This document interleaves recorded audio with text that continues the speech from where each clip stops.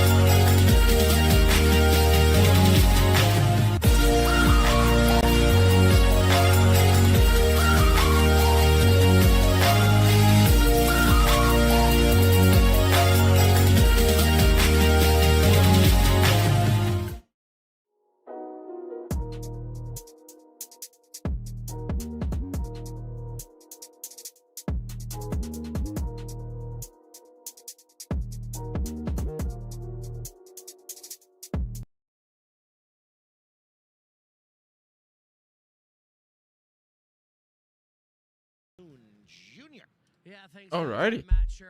Hello, everybody. Welcome in. Night number 4 of the Chili Bowl Nationals. This is Thursday night. This is C-Bell, Tanner Thorson night, both former Chili Bowl champions. We just got through the D mains. We went through one of the 2 C mains. Now we're rolling into C main number 2. Tonight is going to be interesting. We have some pretty interesting point totals tonight. Nobody was really super high point. We had a lot of like 110 to 113s, 115s, 111s. Didn't have any huge point scores, so it's going to be very fun to watch how these qualifiers play out here in a little bit. Right now, I believe you had Brady Bacon, Jacob Denny, CJ Leary. You had a couple big ones. Sorali. You had a couple big point scores, but nothing Jurassic like we saw the last couple nights. So this night could be open for anybody. We saw Thorson real fast, Bell real fast, both kind of getting some high points as well, getting into some qualifier cuts. So it's going to be fun to watch these qualifiers coming up here in just a moment. Didn't touch a lot, Clinton, on the racetrack either. No, I mean nothing. So as we are rolling C feature Unero number 2 onto the track now.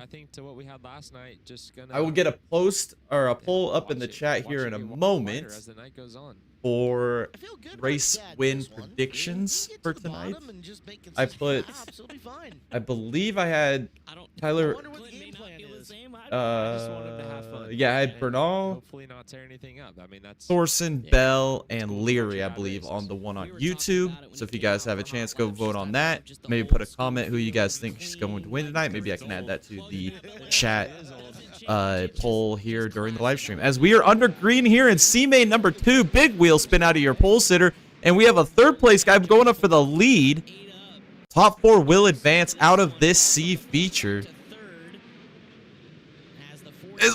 We are biking. Interesting track tonight. It seems really racy. I think last night was the best track we've seen all week so far. Tonight may be a contender. Maybe a contender for the best track of the weekend. As we are still duking it out here for this P3 position. 5th place is Miller. He's trying to go for the transfer on Cerbus, and he's going to get it. And he's still rolling the outside, circling the wagons, going for P3. He's going to pull a crossover move down the front straightaway, down to the inside of Balicki.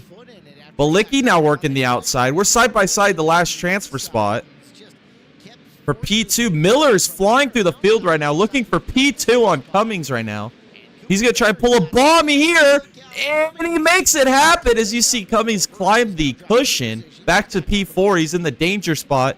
As Miller still working his way forward through the field, trying to track down Wyatt for the win of C feature number 2. As the battle's now for P5, still 1 spot out of the transfer. Newton from a D main trying to make his way towards a transfer into the B. He's up on the outside. Here comes Miller for the lead in C feature number 2. Circling the wagons up on the top wheel stand off the cushion, and he's going to clear Wyatt for the lead. Down the front straightaway. Oh, and he hops the cushion. He's back to P2. He's going to have to rework up the outside. Is he going to clear him this time? He does. Still side by side for the lead, though.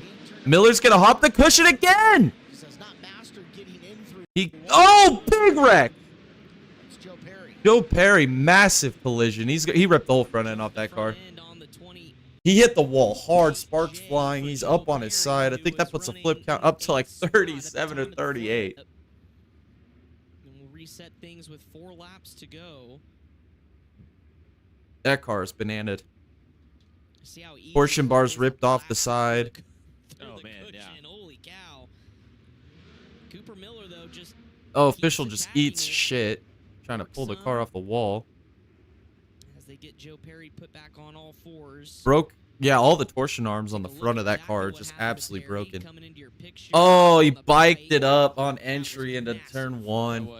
Hit the wall a ton. I've never seen a car bike that far and actually come back down. I mean, obviously plugged it in the fence, but he almost stuck it too. He was rolling that outside and then bikes it and then hits head on into the wall. Oh my god. Hit the K-rail with a freaking ton of force right there. God damn. Oh, it's killed. He bent the frame. Bent the frame, broke all the torsion arms, broke the shock mounts. Oh, he sheared the torsion arms. On the right front corner where your front rack, so hard telling how much it's pushed back. I mean, it's definitely pushed back. You can see it. That's a rebuild. I think this was the guy that was from Billings, Montana as well. But it does look like the shock towers and everything else look to be intact and straight. Well, yeah, no, that's what those torsion arms are designed to do. They're designed to shear. They're zip tying them up so they could drag it off the track. What did you say earlier? Maybe it was shootout? Yeah, they designed them with the bolts where either it's going to break. The mounts are going to stay fine. It's just meant to shear the thin, hollow rod, the torsion arms. Oh, that thing's in gear. Stop, stop, stop. That would be horrible if that thing somehow fired itself back off. Yeah. Well, Perry's going to keep the helmet on, stay in the car, but that car's not going anywhere. No, that car's done. He bent the front of the frame rail. Guys, I'm sure if head-on impact like that, the whole motor plate's bent. just everything's gonna be junked on that car. Maybe. The left front shock mount is completely torn off, so it didn't do exactly what it was intended. The rear end trying to pop it out, and I think they finally get it. And I collect off the racetrack Zeus button number 36 for the 2-week period. All right. Well, Damn. Brian Ward's collection. Only need about 24 more. You can put a whole midget. Yeah. Gosh, I hate midgets for the fact that there's 739 Zeus buttons on every car. The body panels are not going anywhere. If you hate midgets for that, how are you going to put up with running micros all year? I'm not bad mouthing micros. I have a good attitude. It's going to be fun. Okay. Check back in after your 63rd race weekend. I'll text you in May. Yeah. We'll see how you feel about it. Yeah. The micros. Well, we're going to get a restart here. I think there's going to be about 7, maybe 6 laps to go. Make sure I got a proper spring puller so my springs aren't too tight. Oh, those spring puller tools. It's are Miller so Wyatt, top stale. 2. I'm not sure who's in 3rd and If I had had 4th. one, Be Balicki and Cummins. good man. Service on the outside looking in. Newton trying to go from a D to a B. He's got to get high 2 guys here. Miller's gone. Oh, Cummins is sideways. Service makes contact. Here comes Newton wrapping the outside. That's the transfer right in front of him. He can make this happen up on the outside with 3 laps to go. He goes to the top. He's going to get to P5. He's going to get by Service. Now he's got to get one more spot to make the transfer. 2 laps to go. Working the outside. Circling the wagons. Big run down the straightaway. Right rear contact to the wall. Right into the K-rail. Contact with Cummins. Side by side. Wheel banging. Coming to the white flag. Oh, Cummins to the outside. Oh, he slams Newton into the wall again. Newton's around the transfer in the final corner, and he's over. Oh, his night is going to come to an end in absolute agony. Add to the flip count. Bounced that thing off the wall several times, man. He got ran up the track by Cummings multiple times. Wild K1 race gear replay. Cummins into him with the right rear, trying desperately to get that spot back. Newton, no give up. Right rear over the cushion. He rose around turn 2, off the wall, had it, and just, just never lifted. Yeah. For all we know, the throttle could have been hung. He was not lifting. Oh, that was cool. No, he lifted. You could see the flames out the pipes. He did lift. Well, he'll have a longer day on Saturday. Wow. Buy Kevin Newton t-shirts. Yes. Now. That puts us at 39 on the flip count for the week. As we wrap up DNC features here on Hasty Bait qualifying night. Excuse me. And you know what that means, Chris. Coming up momentarily, the drivers only segment for our 4 qualifiers coming up. We've got an all-star lineup of drivers taking over the booth, as well as the top of the ramp. You're not going to want to miss it. That is coming up here in just a few minutes once we hear from the top of the ramp and we get things reset. The Donnie Ray Crawford Legacy Foundation 2-seater ripping some laps here around the expo. We're going to be rolling into some qualifiers. Will was going to put in. Let me pull up Wikipedia. In that one. Our own Will Curry, stage manager. See what some of these qualifiers are looking Throw like. some bucks down and see if he could get in there. Let's take a second. We got to check in. We got a TJ Forge pit report first and foremost with Blake Anderson. Wikipedia, they keep up with all the trends, man. They got everything on here. It's a great follow on X. Did it feel better for you? Yeah, I felt way better. In the heat race, just injection or something wrong, and the front shock was bent, but it's all right. We'll get back out there, try our best. Qualifier number 1, that will be Leary taking the invert. Christopher Bell will be in the outside front row. So not a really big opportunity for Bell to score enough points to get front row for the Chili Bowl, man. Jacob Denny gets the invert in qualifier number 2. Tanner Thorson's in that one as well. He'll be in the inside row 3. Let's see. Qualifier number 3, we'll have Spencer Bayston. Matthew Recheck gets the invert there with Chris Wyndham, Frank Flood. Qualifier 3 is loaded. That's going to be a great qualifier. And then qualifier 4, this will be Brady Bacon catching the invert. Kyle Cummins and Ryan Bernal are also in that one, so that's going to be a heater. Chiramonte has been a cool story so far. He's going to be in the outside of the invert, but he'll be starting row 4 on the outside. He was fastest in hot laps earlier this morning. It's going to be interesting. Our high point guys, 3 of them tied. Leary, Denny, and Recheck with 116. Brady Bacon with 150. That's how low of scores we had. It's going to be interesting. After qualifiers, I'll put up a post for Chili Bowl picks. Hello from Wyoming. Hey, you're not too far away from me. Heck yeah. You got checking out the Chili Bowl. It's been an incredible week of racing. I think Tuesday was the best race so far. Last night was really awesome at Emerson Axum, really navigating traffic and being patient there at the end. It looked like Kobe Copeland was going to check away and get on with that race. Jason Pursley struggled, went back into the field. He ended up recovering. Monday was probably the lackluster night so far of Chili Bowl, as we saw Kyle Larson basically kind of dominate that race. Never really had a challenge from behind, but Briggs Danner was a big show on that one as well. But I still can't get over Tuesday night. You guys were here for Watch Party Tuesday night. Man, I was sitting here in absolute silence, shock, and awe with what I saw Blake Hahn be able to do behind the wheel. I mean, he looked like an absolute missile. The way he wrapped the outside, he took off. It was unbelievable. Unfreaking believable. I haven't seen a driver do that in a long time. Come together under one roof. Our showroom is packed with everything for junior sprints to sprint cars, all ready for race day. Our race team and development program. Get that post up here in a little bit. I kind of want to see what these qualifiers look like. The point totals for tonight are just so much lower than normal. It just, it could really, anybody can end up on this front row. These qualifiers are going to be huge. Impact Race Gear is your source for custom race shirts. We are certain that you will see the same things at hundreds of race. I don't know, the track last night I think was the best the track's been all week. We'll see. I'm pretty optimistic that the track's going to be good again tonight.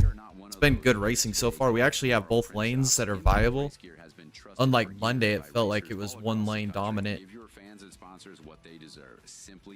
Especially Cannon McIntosh at the beginning of Monday when he ran the inside. Looked like he was going to be able to control the race, and then that's when it kind of fell apart for him because Larson got the outside working, and McIntosh stayed committed to the bottom. So that's what cost him that win.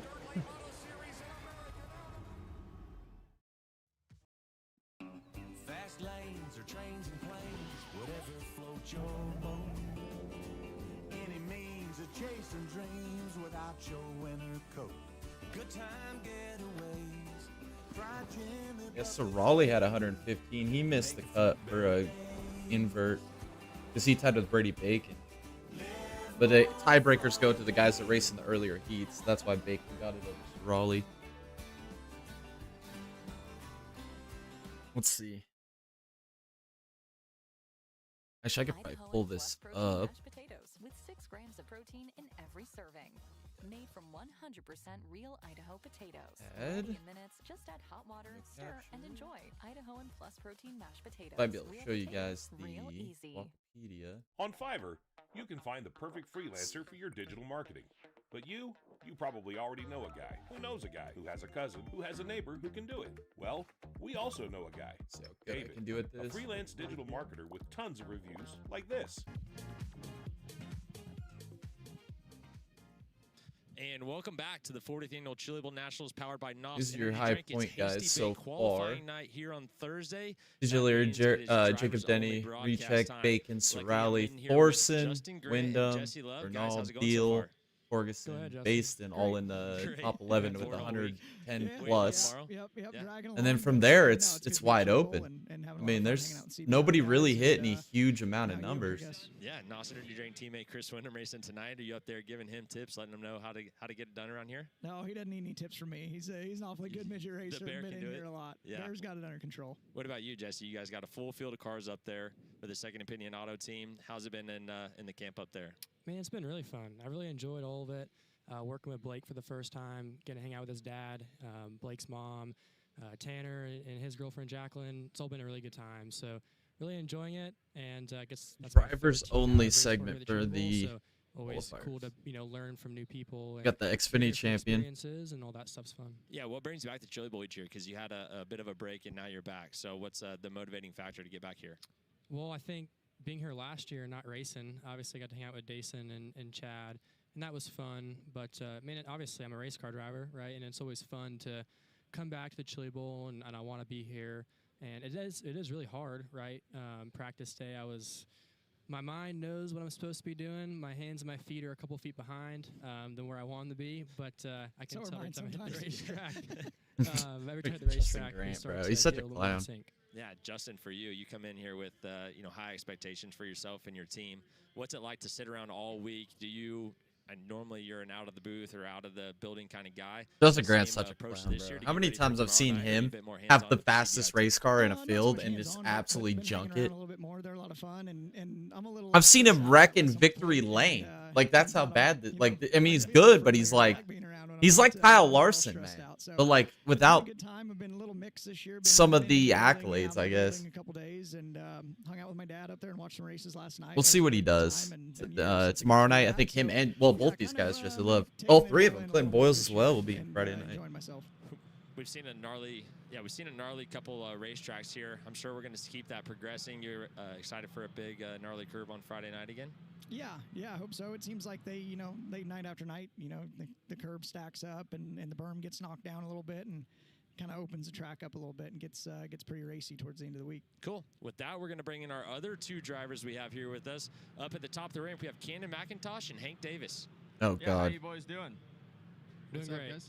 Hi, guys. How's it going at the top of the ramp? Well, there hadn't been a whole lot of action, I don't think, quite yet, but I would say these qualifiers might bring some. Are you guys going to try to entice any arguments or fights out there after these qualifiers? Yeah, we might spice it up a little bit. If we see some guys going after it, we might egg it on a little bit. But, we're looking at qualifier 1 here. I think, we were talking about it there, and Christopher starting on the front row, I feel like he's going to be tough to beat here, and it'll be interesting to see who can move through the field. Yeah, they're taking the low-hanging fruit on Christopher Bell here in this qualifier. High points tonight. So Christopher Bell coming for a 2-to-1 run at best case scenario. That's 105 points, but that's definitely not going to 105. That'd be 205. There's no way. Yeah, Bell's going to be starting deep in this thing. Probably like row 3 or 4. Third, fourth row. Yeah, it's tough. When you don't get a great draw, but I think the biggest thing is just taking advantage of what every opportunity you get. If you start on the front row, just go win and make the most of it. I actually made a bet with BK. He said that there's no way Christopher starts any better than 12th, even if he wins this. And I said I would guarantee he's within the top 8, but I could be way off. But yeah, he'll be within I think my plan of attack is just get what you can get, but don't force. No, I think Bell will be probably third, well, probably 4th row start. Just keep your nose clean. The only problem is the only guy we've seen be able to win from the 4th row is Blake Hahn. That Tuesday night was the only night we saw that kind of action. Guys, what's your mindset going to these gonna be interesting. Obviously, some of the most aggressive racing we see all week long here at the Chili Bowl. So, what's your mindset if you're coming from that second or third row of these qualifiers? I think just don't waste time, right? Don't waste a lap. You're gonna have to, if there's a hole, you got to go. So, and with Christopher being in the field, I don't care if he starts 12th. He's gonna come. So, you just got to get after it and get those points you can. Sweet. Well, I'm excited to have you guys at the top of the ramp. We have cars coming down the ramp. All right, here we go. Qualifier 1 rolling down the ramp. This is the CJ Leary one. From the pole, you have Xavier Doney, Caden Sorale, Christopher Bell. This is going to be a good one. Parker Jones. And the 15D of Andrew Deal. Row number 3, Caden Sorale, and the 14T CJ. This could be a good race. 10 laps, 10 drivers. This is going to try to set us up for our top 16 lock-ins to the preliminary A. And right now, CJ Leary is your high point man here. He's in a 3-way tie with Denny and. In this first one? I think CJ is going to be fast. Now I already forget. I just pulled it up and looked at it and I already forget. Oh, regardless, we'll figure it out as we get there. CJ will probably be one of the first guys to go up there and tickle the top. Oh, with recheck. That's who it was. Surprise. 116, which is a low point scoring total for a high point guy. You're usually around the run 25 plus range. So we get a flow racing onboard cam with Christopher Bell throughout the course of this qualifier. Again, he's coming from the front row outside. it's pretty much just a do your job kind of qualifier, huh, Justin? Yeah, kind of a must win there for Christopher. You know, you go 2-2, you're buried deep. You might as well, you know, make something happen there. So yeah, he's got to win. Should be you know, easy work for Christopher off the front row. CJ obviously going to be good. I'd keep an eye on Cadence Rally. Like this guy's sign in the stands. It says send it. and passing the West Coast. Him and his dad John. So I'd look for him to hopefully make some good decisions here and drive that thing, you know, 5-3 and get himself a decent starting spot. Definitely. We noted that, you know, the top 17 in points all had over 100 points coming into these qualifiers. So it's extremely, extremely tight, and every position is going to matter probably more tonight than any other night. So yeah, tonight's been wild. For qualifier number 1, each night has its own flair, right? It felt like Tuesday was underdog night. He's got the live on board. Monday was Larson dominant night. What do you think? Wednesday was heavy hitter night. Tonight is open for anybody night, feels like. About his race car that he can apply coming to the A main. Yeah, I think that Christopher's really hands-on with his operation this year, and right now the track, at least in 3. And I'm getting some lag issues for super show. similar to what we had For show. The first That's been doing that all day, honestly, with this Sting Flow Racing, man. Yesterday, or it has been running fine the last few days, but today has been just absolutely laggy. Still lagging. Yeah, I think you kind of see that as the week goes on. Things tend to even out as night to night goes, and they get a little more consistency with the track and find what they're looking for. Cool. Lights are out. We're going to go green qualifier number 1. And we're still lagging. Donnie and Bell bringing us to green. Donnie, see what happens here. Looking to improve the week that they've had with those operations. All right, C-Bell off the top. Can he get by Donnie here off the first lap? Still to the outside. Donnie to the inside. Oh, he pops the berm, but it doesn't matter. Bell's going to circle the wagons around the outside. He's going to take off. Leary to the outside. He's going to try and make something happen. Sorali did not get a good start. As Leary's looking for third. He's looking for the pole tonight in the ABR machine. Oh, Donnie hops the berm again. CJ Leary up to third, looking for second. And he's going to do it. Circles the wagons. CJ Leary looking for the pole tonight. There's still 7 laps to go, so we'll see if he has anything to run down Christopher Bell. As Andrew Deal and Abby still just battling it out. Sorali's got to make up some ground here. He was looking like he was going to have a chance to maybe get a front row starting spot tonight. But he is struggling here in this qualifier. Loses a position off the start to Leary, down to the P6 position. Battle for third is still heating up with between Deal and Abby. Donnie's still holding on. Sorali not making any ground up. Jones is going to be able to challenge now Sorali. That would be for P6. Bell, 4 laps to go now with a big lead over CJ Leary.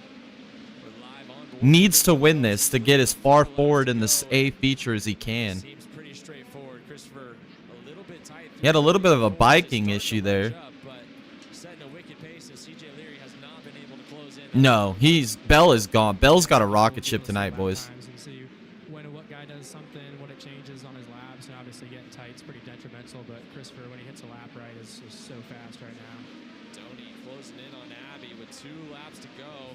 Big bump by Donnie. Oh, crossover here by Abby. He's going to go right back to the inside. Oh, big wheel stand out of the 8. Sorali's got to pounce on this. This is your battle for 4th position, and they keep swapping it back and forth. Abby fights the inside hard on. He's not going to be able to. So it's going to be Bell, Leary, Deal, your top 3. Sorali with a terrible points outing there. That's going to move him way down on the starting grid. Yeah, he only got a 63.5 to match his 115. That's terrible. So Christopher Bell and Leary. Leary looks like he's going to be your pole man. That puts him at, what, 113, 116? For the moment. Be 229 for Leary. Bell won the qualifier. CJ Leary, Andrew Deal, Jeffrey had Adams, a Xavier Donnie rounding out your top 5. No major movers from the back of the field. Leary, it looks like he will be your pole sitter as it stands. We'll have to see. The only way anybody could beat him would be Denny. And there was one other guy I can't even think of right now. Pretty good for him. Well, Brady Bacon, Good work he by goes Christopher. 6 Do to you think he was 1. watching the board much? Is that something you guys do when you're out leading? Probably not there in a qualifier. Qualifier's short enough run. Track's not. You're not really rolling the bottom, waiting for the top to develop. Things are pretty straightforward. You're just kind of out there ripping around. Wow, the crowd is absolutely packed tonight. Every night it just gets a little bit more and more and more crowded, and it is absolutely packed, shoulder to shoulder. Seeing what his car liked and what he could get away with and what he couldn't. Yeah. All right. For our first interview up top of the ramp, we have Cannon McIntosh. Yeah, down here with Christopher Bell, winner of Qualifier 1. Christopher, obviously you really haven't had to battle anyone yet. You've been in clean air the whole time. Do you think you have a good enough piece to work through traffic? Obviously, you're not going to start in the first couple of rows. What do you think you have under you? Well, I got on to you, when was that, yesterday, about not running the right lines. You got any tips for me this time? I don't know. I feel like obviously got to be aggressive and get to the top when it's time, right? I'll tell you what, I'm not going to do what you did and run the bottom too long. Throwing digs at Cannon McIntosh. Man, that's tough when Christopher just hounding you out the side of the car like that. But yeah, we'll keep our eye on that. See if Christopher does make the moves at the right time, or if Cannon can go back down and heckle him. So on to all right, this one's Carter Sarf, Ashton Torgerson, Tanner Thorson, Jacob Denny. 12H into his outside, Caleb Henry in the 27X. Row number 2, Carter Sarf and Ashton Torgerson. Tanner Thorson, Jacob. That's gonna be a good one. Row number 3. Jacob Denny, that was another guy. Oh yeah, he's at the 116. I keep mentioning him. If he goes 6 to 1, he will be the pole sitter. At the back of the field. If he goes 6 to 2, he'll be tied with Leary, so they'll both be on the front row. Doesn't look that way. Yeah, not yet. I mean, maybe late if it gets super ledgy here, but it looks like it's pretty top dominant, pretty fast. I think this qualifier is going to be exciting. There's a lot of talent in this one. Some guys you're not totally used to seeing all the time, maybe, but some really good talent here. Yeah, Thorson and Denny in row number 3 are going to be really aggressive to get to the front, especially knowing how tight these points are. So it'll be a wild one here as we get these guys lined up. Yeah, you got 3 guys here too that already have laps under their belt from race champions as well. So even Caleb and Jacob and Tanner all have pretty good laps, and Carter Sarfs looked really good on practice night. Didn't have a great heat race, but I feel like they always roll pretty good here in the building. Let's see how good Tanner Thorson and Jacob Denny can do. He's found his feet, and it's fun to watch. I love watching Carter run. Caleb Henry, the All-Star champ, he's going to be tough off the front row. I think this will be a really exciting qualifier. Yeah, we saw Carter Sarf already make one big move in his heat race at the last lap, last corner pass. So, yeah, lights are out. Again, we got Haferteep, Henry, Sarf, Torgerson, Thorson, and Denny. Those were your 6 that made the invert in these qualifiers. Passing points is still. All right, here we go. Roll into the green flag. Qualifier number 2. Guy coming into this. Oh, that's a terrible start. Henry had to back off the gas. That's going to give Torgerson a chance to throw the bomb for the lead. Does not make it happen. He's going to stay in P2.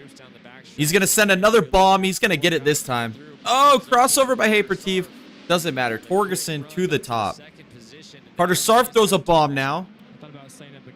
Thorson's looking to the inside. He's looking for P4 right now. P3. And Thorson up to P3. He's going to try and get by Sarf. Sarf's going to play defensive up on the top side. And we got a yellow.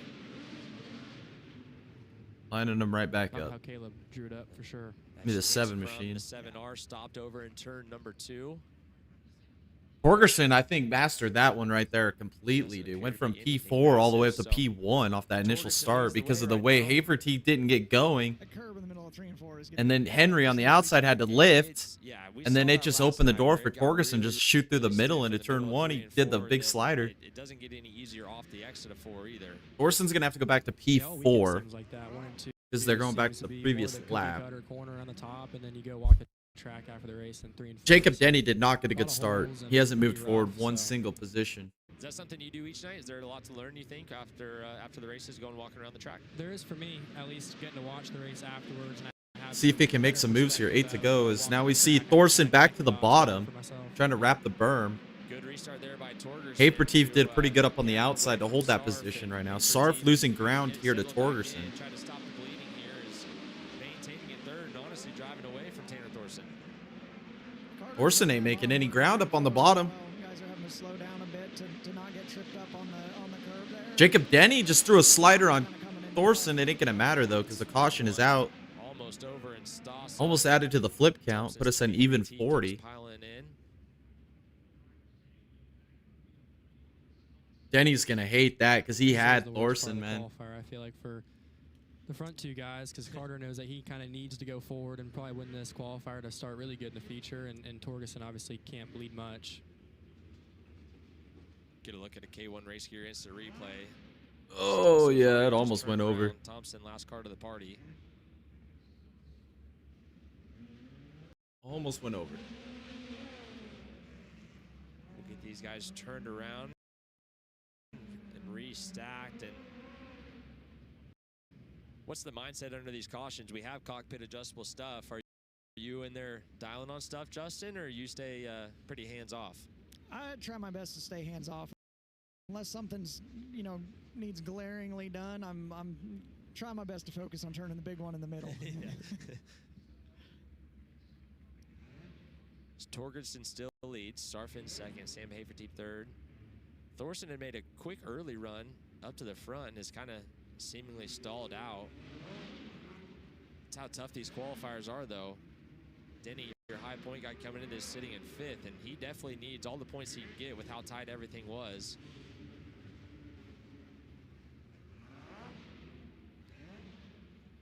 Looks like we should be getting green here soon. It's just a simple little two-car spin, get them pushed off and go. No damage to either of them. Clean them out. Yeah, it's really hard to create runs as yellow lights come back on. Yeah, especially with that, when it gets stacked in the middle like that, you can't get plugged in and get that momentum through the center to make. Oh, they had the lineup messed up with the guys in the back that were in that wreck.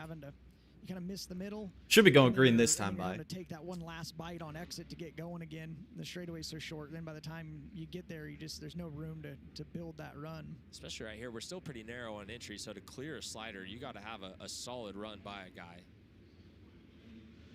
All right, we're green again. Torgerson's gonna take off.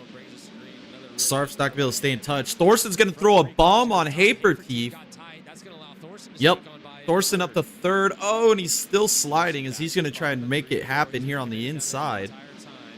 Sarf's going to try and challenge Torgerson here. He's closing the gap just a little bit. 5 laps to go. Denny got by Haferteep. That puts Denny down up into fourth behind Thorson, Sarf, and Torgerson. Probably going to need some more points here if he's going to want to be in those top 3 rows to start this one. Torgerson running that outside line, not going to really be able to make any ground up. Thorson's trying to make something happen here. Seems like another guy's mistakes the easiest way to pass around right now. It's hard to create those runs like we talked about. 2 laps. Thorson committed to the bottom, still trying to wrap the berm. That going to open the door here for a run by Denny. 2 laps to go. Doesn't look like it. Torgerson's got a big gap. Oh, Denny underneath Thorson. Thorson makes a mistake. Denny's going to throw a slider on Thorson. Thorson going to cross it back over. This is big. This is for starting position here in the main event. Oh, and Denny makes a mistake. Thorson's going to hang off for P3. That was a must-have position for Thorson here. They'll give him a 96. Torgerson with a 150. With a 111. Damn. Have a chance to, he had a chance to run into his left rear there and settle that himself puts down him right and behind, right with Leary. and rolled back That looks like your front row right now would be Leary and Torgerson. This should put him towards the front row of this A main so far. We really haven't seen a ton of major breakouts, so that front row is still wide open for these guys. Get a look at our NOS Energy Drink Ram Cam. Is this qualifier number 3 or 4? Been a partner with them for a long time. How special Lost is that track. part of the NOS family?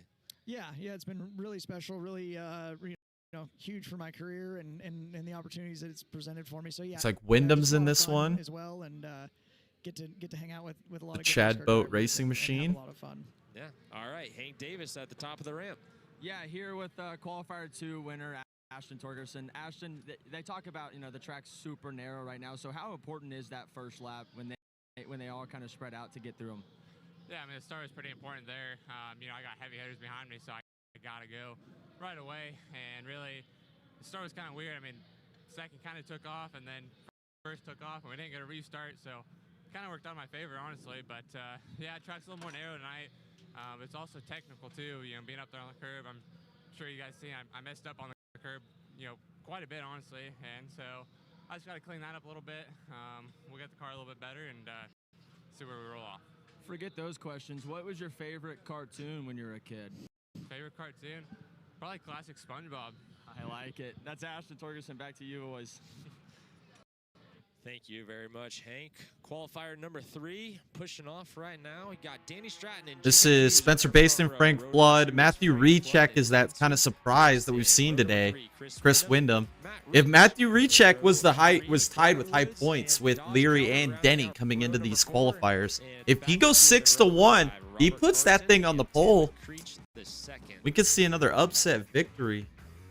A couple of NOS Energy Drink cars in this one. This is a sneaky good one, and Matt Reach starting 6th on the field. I don't think anyone had him on the radar to be tied for nobody high point does. Guy after heat races. Saw a lot of attrition. He went 9-3 in his heat to get him that 116 as well. So it's always cool when you get a little shake up and you know, get a guy that doesn't that you wouldn't expect to be there up in the limelight. He's definitely swimming in the deep end on this one. yeah, he's got tough competition with Wyndham and Bayston in front of him. Definitely some hitters and yeah, this can be tough. Always cool for me to see Danny Stratton back in this building. And the Andy Bondio 47, we saw they had a really good night in their return with Zach Dahm a couple nights ago. Stratton trying to match that same energy and put that 47 up front. It'll be interesting. I didn't think that the Bondio car looked super comfortable up top when it did move up, but obviously it just rolls the bottom around here so good. So it'll be interesting to see if Danny can roll the bottom right.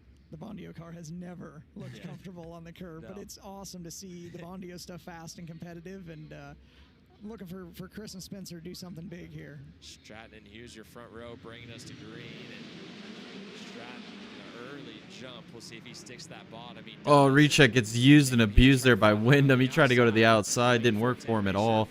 Oh, Bayston shoves it through the center.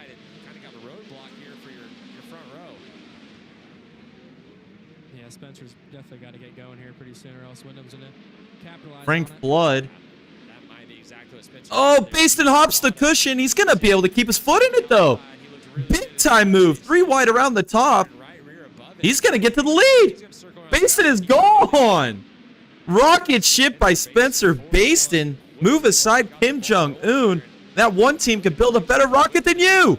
Stratton still committed to the bottom as he now slides to the top. That's going to open the door for Frank Flood in the 81F.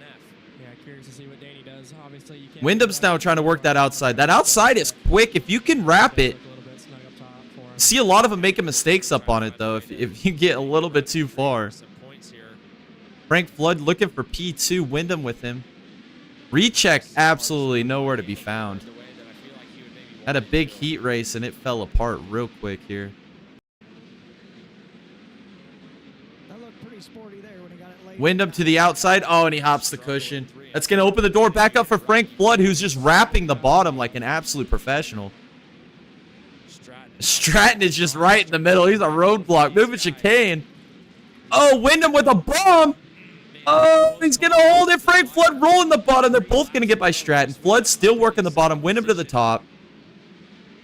And Wyndham's going to get it up to P2. Flood in P3. Fighting that car so bad in turns 3 and 4.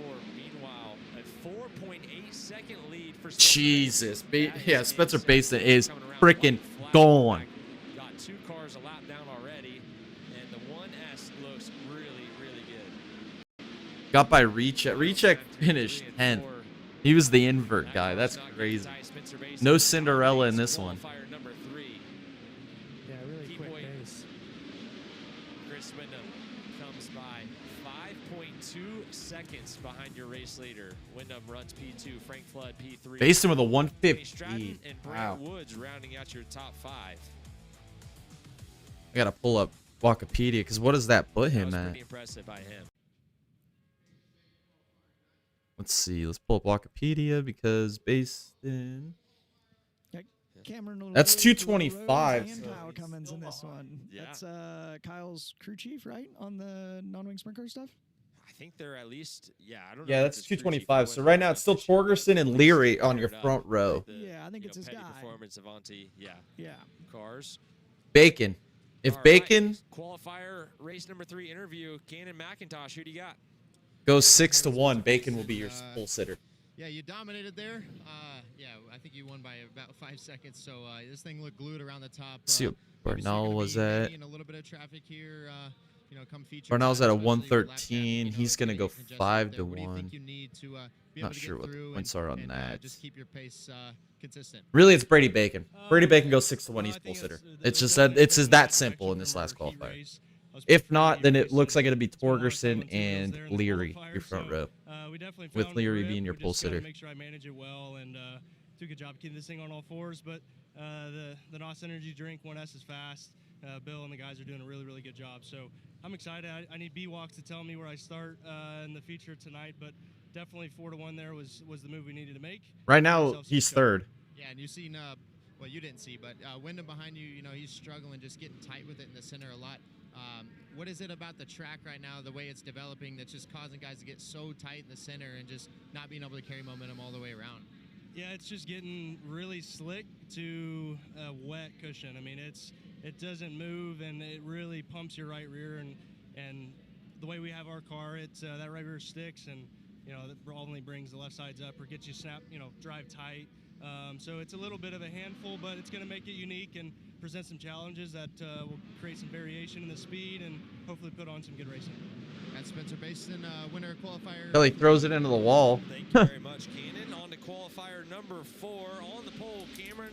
This one has Kyle Cummins, Ryan Bernal, Brady Bacon. Brecken Reese, Ryan Bernal, Brady Bacon round out row number 3. Joel Myers Jr. and Braden Sharamonte are row number 4 and rounding out. Brady Bacon, 6-1 will be his pole sitter opportunity.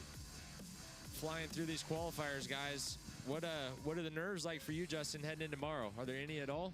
No, not too bad. Just show up, try and do my job, and you want to, right? Like you always talk about, I gotta make good decisions. I gotta do this, I gotta do that, but really just settle in, take a few breaths, and go try and do your job the best you can, and enjoy what you're doing. Yeah, you make it sound pretty easy. Well, no, not really. Pace truck is off of the racing surface. We're rolling into turn 3, and we're going to drop the green flag on these boys. The final qualifier of Thursday night prelim. Oh, terrible start by LaRose. Might have worked out. Pulls a slider. Threads the needle in his kit. Oh my goodness. He's going to try. Oh, big mistake. Big mistake by both of them. Yep, Cummins to the lead. They both made a mistake there. Bernal up to P2. Brady Bacon struggling nowhere into the top 5.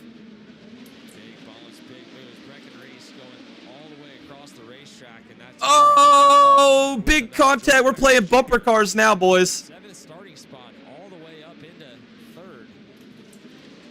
So he's looking to make a name. Those guys still, have options to go score high points and get to the front of this A main. Brady Bacon trying to find. Bacon struggling. Brady looks really good in his heat race and need to figure out something to kind of get away from these guys. Trevor climbed in the 55 coming forward. He's up to the 6th place position after starting 9th. Yeah, you get pulled back into that scrum, and They're still battling back here. This is crazy. They're all kind of spaced out just enough where nobody can make a run, but Cummings. Man, those Swindell Speed Lab cars are wicked this weekend, boys. Wicked.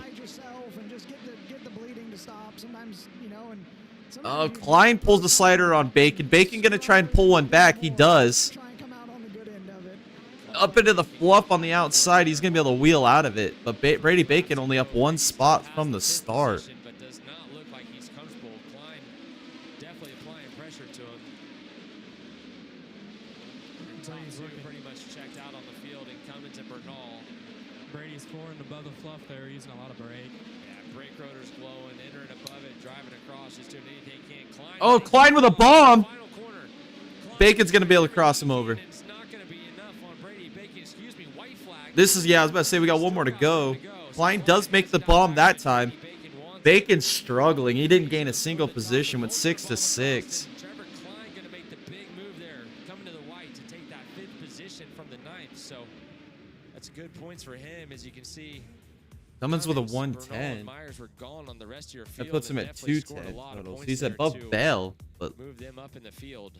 That was a good move by Klein there, not running the slider all the way across. Bernal with a kinda 108 jogging on himself up top in of the his middle, expecting Brady to cross him 113 over would and be pull what, Brady up and then come down to this end, slide yourself, and 221? That was good. That was good. That's racing gonna there. be above Bell, Millbridge and racer, you definitely learn how to race throwing slide jobs when you run out of Millbridge. Yeah, that's definitely true, and me and Trevor definitely have some good times. wait for Wikipedia to post the official about a corner 16. straight away back and somehow making it work. So he definitely understands kind of that racecraft really well. Are we going to get to see out at Millbridge this year? Maybe. Got to run like 2 races, I think, this year, just to, I guess, remember how to turn right, and that was always enjoyable to go out there and do it. And I don't think I got to race against Trevor a whole lot, maybe once. I think he's been doing some more traveling in the midget stuff, so it's been cool to see him, travel more. He's always done a really good job, and always thought really highly of Trevor and his whole operation. Is there anything you can take from your world on the pavement side of things and apply it to the dirt, or the dirt to the pavement world? Definitely from the dirt to the pavement world. Not much from the pavement to the dirt world. Biggest thing from pavement to dirt is I know how to manage the stress of it really well. So obviously I haven't been in a dirt car in a couple of years, but regardless, I still feel like I'm pretty confident going into tomorrow night. So And that's running about the it. 2-seater I now. think you learn how to deal with and manage that pressure. Really See if well. Wikipedia's But got as far as, again, anything the feet and updated. hands go, if those things aren't calibrated about being in the He's car, really it's sure pretty fast, but difficult. I don't know if he's this Let's go up top fast. to Hank Davis with our final qualifier interview. Yeah, here with Kyle Cummins, and Kyle, with the track kind of being the way it is right now, with it being slick right to a nice curb. Yeah, what do you have to do like mentally to keep hitting those laps, just lap after lap, and not screwing up? Bayston, Wyndham, 221. Get a little curb and make a little technical. But I think Bell's gonna start in the just make 5th sure you row, get dude. just enough to, Damn, I think he's gonna be 9th. and not just throw through the corner. You make a lot of speed if you can get on it and roll on it. Because So, Cummings and I just made Bernal are sure I both didn't going to get be anything ahead of that's him. Stupid. I don't know how good we were or not. I mean, we felt pretty good, but I don't know about behind us. So we'll go to work and do a little bit. Just got to give a shout out to Glenn Stowers Racing and Kevin Swindell for giving me this opportunity. And my wife and kids are home again. Bell's going to have some work to do. We got 2 wins, and same thing. All right, I'm going to did, create the so let's poll. get one more win tonight. Yeah, and also, what is it like to drive this car? Bell Larson, who's your favorite? Oh, my favorite for the weekend? Well, between Bell and Larson, I would probably give Larson the edge if we're comparing those two. But my favorite for the weekend, I said this last Tuesday on the podcast, said it this Tuesday on the podcast. I'm going with Dason Pursley. I know he didn't win last night. He gave a valiant effort, but I think he's due. I think this is the year for Dason Pursley. Well, good job. That's Kyle. All right, let me get the poll up for you guys to vote. I'll have this up until right before the main event, so make sure you guys vote in this. Jesse, you got a big couple weeks before Daytona coming up. You got to be pretty pumped for that. Yeah, I'm definitely looking forward to it. Obviously, Daytona was put really good to us Bell. last year, so definitely always fun to kind of stay in the car throughout the We'll off-season. put Got to Thorson race just in Australia, because. and I get to come to the Chili Bowl, 2 of my And then let's favorite put weekends of the CJ year. Leary. So always having a lot of fun getting to race in the off season. And then I'm gonna put Spencer Bayston on there because he looks Justin, unbelievable. Same thing, rinse and repeat again. If you guys disagree with any of these 4, make sure you put it in again, the back comments. with Put those Himmelgarn in in the the crown car, on the top, poll. the sprint car, and Make sure you CBI guys get with your the votes midgets, in. and, go Curious to see after what you all guys 3 have to SAC say. schedules again. Hopefully, we can just put a regular brake pedal in your car this year. Yeah, hopefully I keep both. I guess my question to you, Dirty South, is who do you think is the favorite to win this year's Chili Machines Bowl? in victory lane a few more times, and hopefully come home with some championships. Cool. Well, thank you guys for joining. I would like us to on see the those Full ABR Full cars run good. I broadcast. mean, We're Leary's gonna running take a good break, and we'll tonight. be He's back going to with be more starting energy pole. at the 40th annual And then you Chili obviously Bowl had powered by Briggs Danner finish second to Larson and lock in on Monday. So both ABR cars are looking really good. See if we get the official lineup here. I'll bring that onto the screen once I get it, so you guys can see once he puts it up there. She should hear pretty quickly. He's really good at this. Stratton with a 172. Sorali with 78. Yeah, that's gonna knock out a couple of these guys because I know Cummings and Bernal both had some pretty good points in that prelim or in the qualifiers. Zero fear, zero competition. Let's see. Keep refreshing. I hope that he gets it up there soon. Wikipedia, great follow on X, by the way. Also, if you guys want to get more Chili Bowl coverage and action, there's a link in the description below to our Discord page. We don't only just cover this Chili Bowl event. We cover everything motorsports related, from IndyCar to F1 to NASCAR to short track racing, dirt racing. I mean, everything. Super Formula. I mean, DTM, IMSA, World Dirt Championship. I mean, we cover everything. All the news, all of the drama, all the rumors, like lots of memes, all kinds of stuff we post here on our Discord. And you're always welcome as well. We love it when you guys post your stuff in our Discord as well. Keeps it always fresh and entertaining. And it's the best motorsports community on the internet. I'm not going to lie. You get to meet some cool people that like all different types of motorsports that you enjoy. And you can interact with them right here on our Discord channel. I posted this morning, I posted a video on the NASCAR Cup Series chase format. It's a nice little 8-minute watch, real quick and easy video to catch. Breaks it down is the simplest form I could possibly make it. So if you guys are wanting to get up to date with everything happening with the new NASCAR chase format, I described that for you guys on our channel. Be doing another watch party tomorrow for the Chili Bowl Friday night qualifiers. That'll be Logan CV night. And then Saturday, we'll be here for the opening ceremonies all the way through the end of the night, starting with the C's all the way through to the Chili Bowl finale. So always streaming. And we'll have some next weekend. Rolex 24, we'll have a live watch party stream for that. I'm going to try and do at least 2 a month this year, maybe even more. We'll see how it works out here on the channel. Work around my work schedule. Let's see, we got to Wikipedia. Let's see if it's up yet. See if we get some qualifier lineups. Still hasn't posted it yet. They're still doing the math, calculating. Well, he already did, because he already calculated 14 of them. So you just have to add in the last qualifier. I know he likes to tag all their like X handles and everything. Into seamlessly restocking, frictionless paying, quickly customizing, patient scanning, modern businesses. Comcast Business. Yeah, we'll just have to wait. He just hasn't posted yet. Let's see. Nobody's voted in the poll yet. Still at 0 votes. It's all right. Give you a chance to get back. We're on commercial break anyway. Everybody getting a sandy. Maybe another nice cold beer, whatever it may be, whatever you're doing on a Thursday. Now, I feel totally safe.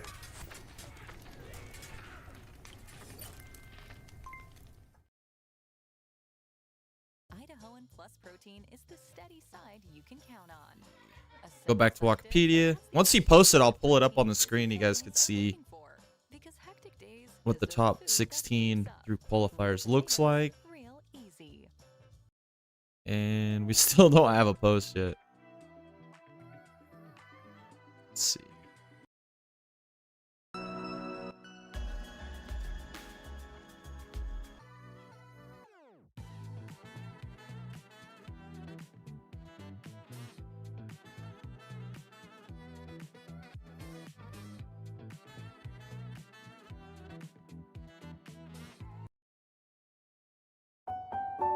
Nope, still nothing out of Wikipedia. Still fly.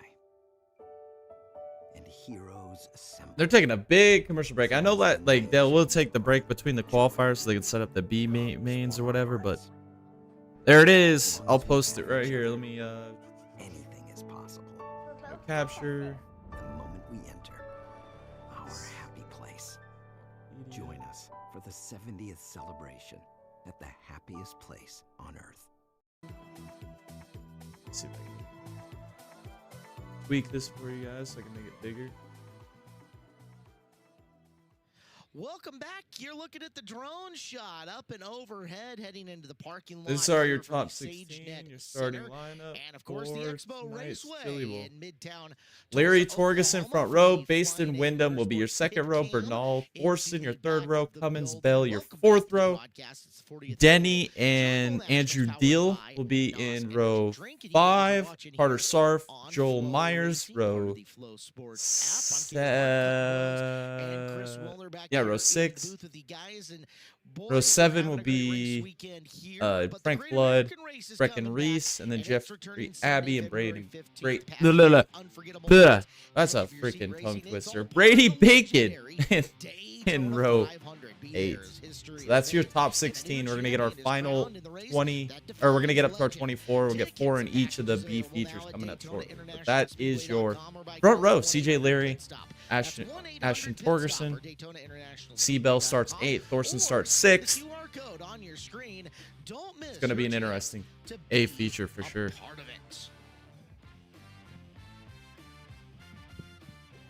Guys, the unofficial points are in.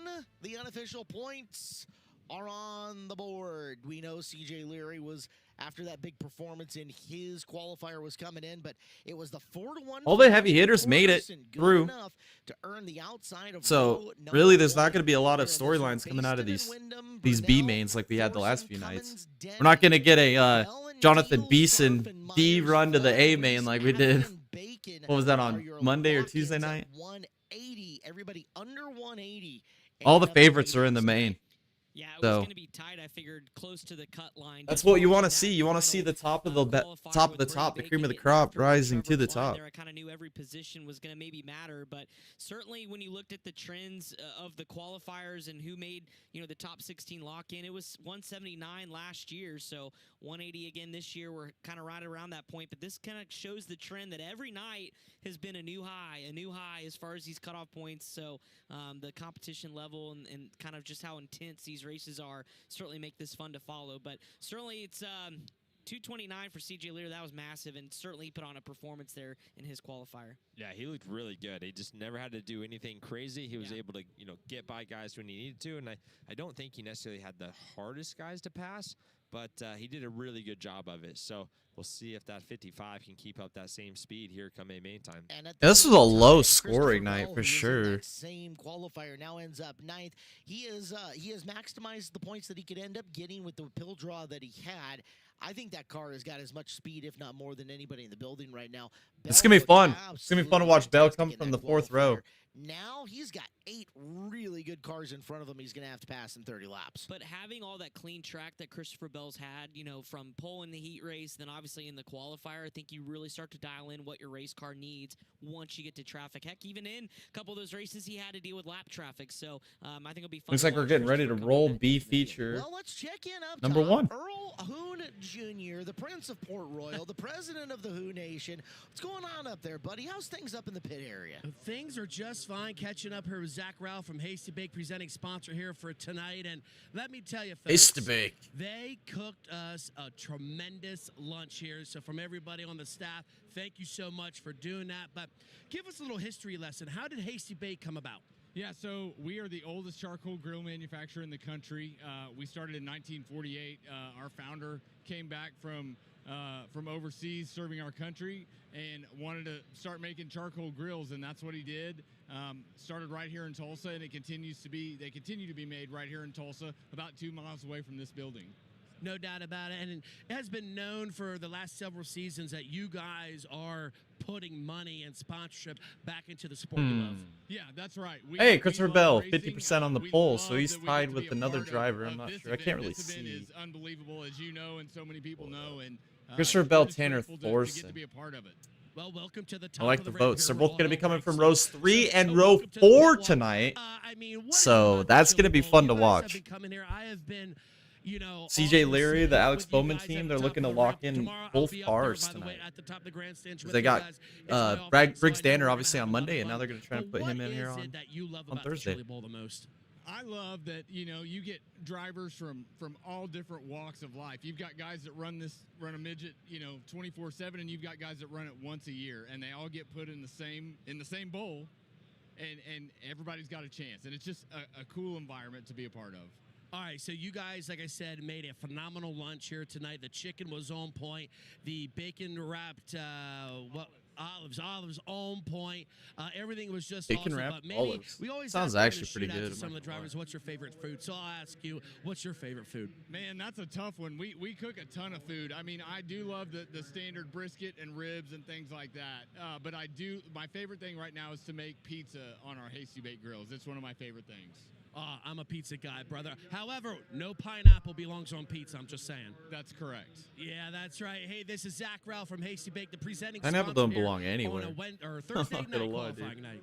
I'm not a pit mustache, pineapple. Earl? You think you can grow something like that? Brother, I'm going to tell you, this is an old school fireman's mustache right here, right? You guys were public safety, just like I was. But if I can grow a mustache, I want it to be like Zach's. I mean, brother, I know you took care of that. When we were out there earlier today, you gave that thing a nice old comb. You have to take care of it, right? It's a great responsibility. You have to take care of it. So my dad was a 33-year fireman, so I come by it honestly. And yeah, if you're gonna have something like this, you got to take care of it. It's that simple. Guys, Hasty Bake, I tell you what, they just cooked a phenomenal meal for us today. And if you haven't, folks, check them out. Absolutely. But it is packed down there in the pit lane, too. All right, here we go. Beef feature number 1. We're going to take our top 4, move them into the A main. Tri-tip Wagyu. Unbelievable. All right, enough about food. We got beef feature, Caleb. All right, B1, Caden Sorali, Danny Stratton, Xavier Doney, Riker Pace, Parker Jones and Dodge Carlbert, Caleb Henry and Shannon McQueen, Tim Creech II, Jeff Stossa, Sam Henderson, and again, Chris. Oh, hold on. Where are we at? What's that? Cole Wakeem. There we go. There you go. Wakeem. Outside row number 6. Move-ups from the C, Matt Sherrill, Kyle Simon, Carter Jensrud, and Cody Matt Sherrill make a run through the freaking soups would be crazy, too. Is it just me, or are we turbo-pacing this? Was the downtime between qualifiers and B main super short? Yeah, very short. Felt like it a little bit, but again, the track which is for good. crew is Got to pretty keep it obvious going, what man. they have. Got to keep the show rolling. They've been, Had too much really downtime intense. these last couple days. Real fast turnaround. Yes. All of a sudden, like, wow, we've got a B main rolling down the ramp already. Yeah, last night was quick too. I felt like. I mean, we were over at a really reasonable It was like time. quarter so. to 9 o'clock Central Time. We were finished last night. Well, we're pushing. Let's keep push. Front row of this one. Danny Stratton's 47, Caden Sorali's 14. Both of those drivers, good heat races, but not enough in their qualifier to push them through the cut tonight. Sorali on the outside looking in as the first guy on the outside. We'll see when the looking in. pace vehicle's lights are still on, so I think we're going to be doing another lap around So here. they'll stack up 2 by 2, 15 laps, top 4 moving forward, and these will occupy the inside row of the back of the A main event. It's spots 17, 19, 21, and 23 up for grabs. All right, here we go. Pace vehicle's off. We're going to be rolling this time. 15 laps, B main features, number 1. Good jump there by the 14. Stratton rolling the outside. Stossa, or no, it's Doney, excuse me. There's 291 cars. Oh, he's going to make a bomb on Sorali for the lead. He's going to make it happen. Sorali's going to try and look back to the bottom. He throws a bomb back. Can he stick it? Oh, we're still side by side for the lead. Doney to the bottom. He's going to clear now. Sorali's going to try and cross him over. He's not going to be able to make it happen. Battle for the transfer heating up. Pace and Stratton. Oh, contact Stratton up against the fluff. Did he stall it? That's going to bring out a yellow. He ain't rolling. I think he stalled it. That was for the transfer. Digging for real estate. He'll come to a slow stop. Danny Stratton trying to stop the bleeding there after the start of this race. Xavier Doney wasting no time, though, getting to the front of the field. Checking on some of our C-main cars. Matt Sherrill moving up as well as you look at the replay. 4 in the flow. Oh, contact. That is Dodge Calbert. And Calbert was able to, little right rear wheel feed. Carlberg trying to make his own luck coming back through the field. That yellow was big for Stratton because he had missed the bottom at 3 and 4 and let Caleb Henry by. So he is going to fall all the way out of a transfer spot now. Has a shot to dial on that thing and hopefully stay inside the top 4. Had watched a lot of Stratton in the qualifier from standing next to you guys, standing aside to you guys, and he was pressured that entire race long. He had both Flood and Wyndham. Flood kept trying to get underneath him, and finally, it was like Wyndham carved the path for Seems like it's both taking of him them. just Flood too could long to get get one both back corner, racing on these single car the incidents. 47, it's just not quite right yet. You can see that out there. Those yellows are good for the guys running the top because they can go around and roll right on top of that cushion. And Looks like we're going green this time. 12 laps to go. Stratton holding on to that 4th and final transfer spot. He's going to have a little bit of work behind him here with Henry. He's going to try and take it to the outside. Oh, and he made a big mistake. Hops the cushion. So who's here up on the outside? Rolling it big time. That's Calvert in the 1. Stasa's been running like his hair was on fire a lot of the night. He had a really good heat race. There's Cheryl from a C main. He's trying to work his way up to the feature. Unfortunately, Henry on the outside looking in. Parker Jones, that black, red, and white 40. Stratton working the bottom. He's going to get by Sorali up to P2.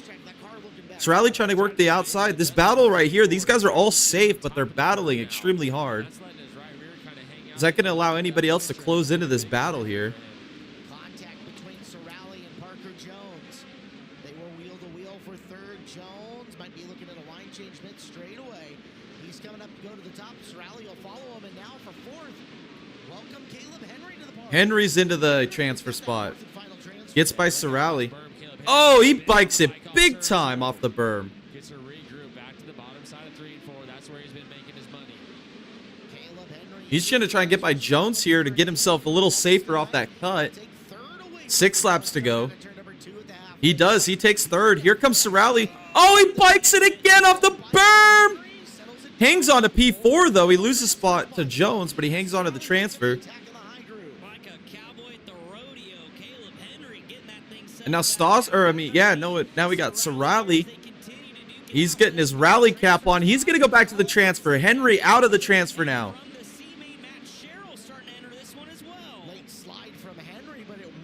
Oh, Sorali to the bottom, Henry to the top. And we got a caution. For a minute, it's Joaquim in the 73. Wow. Caleb I'd love Henry. to see a replay of that. Wow. Caleb Henry He bike. rode that bicycle for a long ways. You could see him turning right to save it, turning left to turn the corner, and then just back right, back left. That's some good balance. No kidding.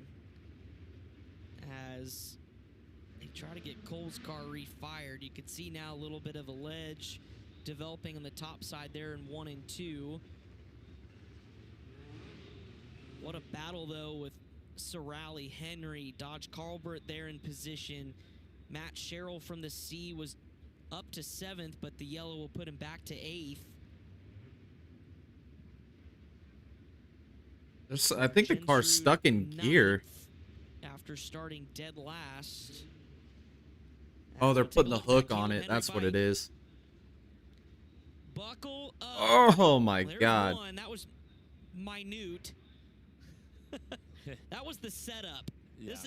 This is when it really gets gnarly here. Hang on, boys and girls. Wait for it. Wait for it. And now. I can't believe he saved it. He should have went over right there.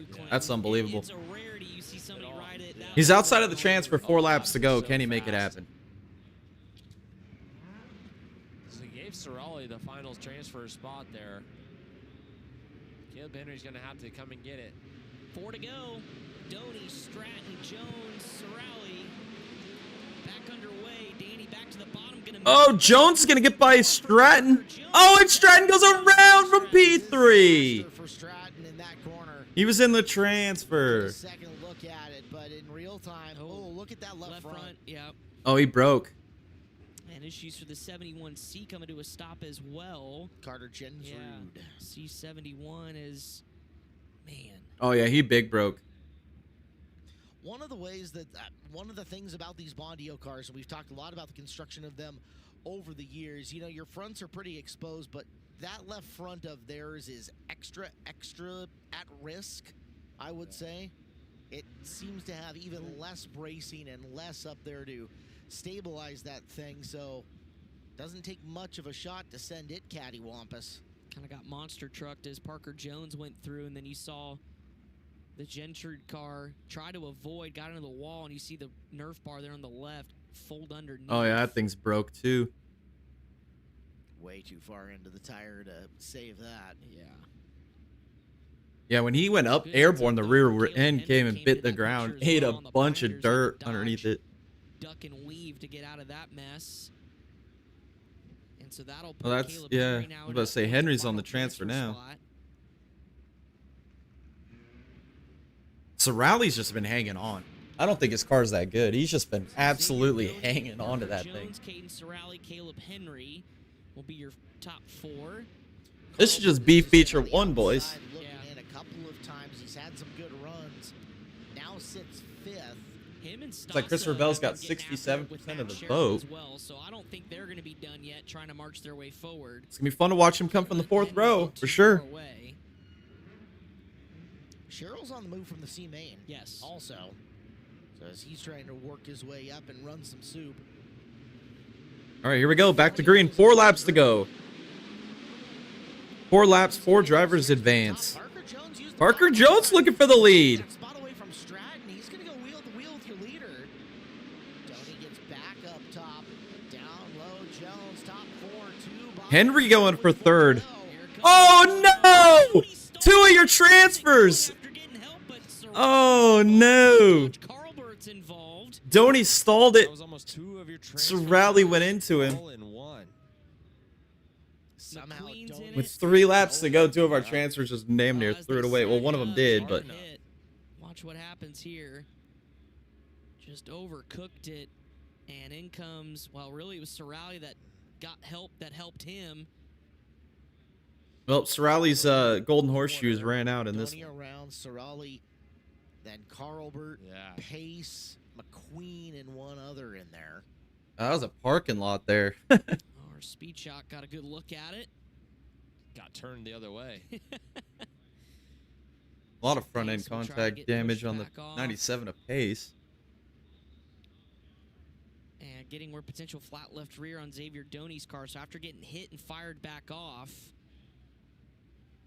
Oh, yeah. Oh, yeah. Tires down big time. Get to the work area. Get a new tire on it. She's done. That'll be it. Up we go. To the work area. I'm not sure if anybody was ready, if they saw it. No, But nobody knows. Oh, here they come. Crew now immediately. Gotta take the mud cover off. To the attention of the Swindell. They ain't even in a hurry. They ain't gonna get this done. Crew singular. They even have a tire down there? Yep, here comes the tire. New rule this year is each car gets 4 armbands to give to your crew guys. That's right. And if you do not have one of those armbands on a specific arm, you're not coming down the ramp. They're not having it. So that's the limit. How many guys are on the ramp, not getting overcrowded. We've seen that in years past where there's just so many people. And the colors of the wristbands change by day, too, so you can't leave yours on and use it the rest of the week. So, composition of the front. Now, Parker Jones. They're going to get that tire on, but... Caleb Henry. Matt Sherrill is now... Put it on the ground so you can tighten the lug. There it is. Donnie's going to... They're going to get Donnie back out there. See Frank Flood there as well. They're messing with the bleeder. They better just... taking air pressure out. Yeah. We don't have time to do time to mess with that. Although, plenty of time. I mean, the lights are still on. Yellow flag's still waving. Brian Ward, what more can you tell us? Chris, new right rear for Caden Sorelli here, the BCRA championship. They're putting a tire on the 14 of Sorelli, too. Get the wheel cover on it, though, as you mentioned. Time running real short here in the work area. Xavier Doney looks ready to go. They're just stuck behind Sorelli. Well, that's working in Sorelli's favor because Doney has the right to get back out. So if he can't get back out, Sorelli gets more time. And Sorelli gets now we got another one in the work area. Oh, boy. Yeah, they're all just going to the work area now. Good defense is the best best offense. That's for all he's brought up. Oh, this man just picks the car up like a Chad. No jack needed. This motherfucker just grabs it and fucking lifts it up. Look at him hold this thing up. God damn, that dude's built like a monster truck. Holy shit. God. Dude's arms are like that freaking big around, dude. The dude's a freaking behemoth. Looks like the Big Show. So there's Donnie. And they got it back reattached. I think so, Caleb. All right. Send her, right? This has been one wild B main. Nobody wants to transfer. Carroll's up to third out of the C main, dude. He's just a survival game. It is Jeff Stassa who has moved his way into the final transfer spot now. And Matt Sherrill. Sherrill's got C. Yep, Sherrill third, Stassa 4. And in behind Henry and the new leader Parker Jones. It felt like even without that, Sherrill had the pace to race his way in. So he was going to get to fourth at least, but now sitting pretty in third. Does he have more in the tank? Back underway we go with Parker Jones. Caleb Henry, there goes Sherrill. Sherrill to the outside. He's going to get by Henry. One to the top. He's got second. Why not go for the lead? Give it to him. Matt Sherrill coming off the corner. He can't throw it away, though. Down on the bottom. Jones has been really He's going to get by Jones. Sherrill to the lead. Sherrill from a C to the win of the B. One to go, and he's got the lead. He's taken off. Oh, and he makes a mistake. He's going to take it to the bottom. Playing defensive. Doing what you need to do. Sherrill. Oh, the transfer goes to Simon. Stassa makes a mistake at the end. God, nobody wanted to hold the transfer. Also C to B to A now. Yeah. Couple of soup eaters on a Thursday night in Tulsa, Oklahoma. Eating some soups. Results: Matt Sherrill, Parker Jones, Caleb Henry, Kyle Simon, Simon and Sherrill from the C. Gonna start at the back of tonight's A-main event. Congratulations to Matt. Well, Chili Bowl fans, let's keep it rolling. We need you to come back. That's right. To Tulsa here on May the 30th. That is a Saturday, 2026, for the Capitol Cruise, the world's largest classic car parade, celebrating 100 years of Route 66. Again, Saturday, May 30th, 2026, the Capitol Cruise, the world's largest. Oh, we got two more races tonight, boys. We got the second B feature, and then we're rolling into the Prelim A.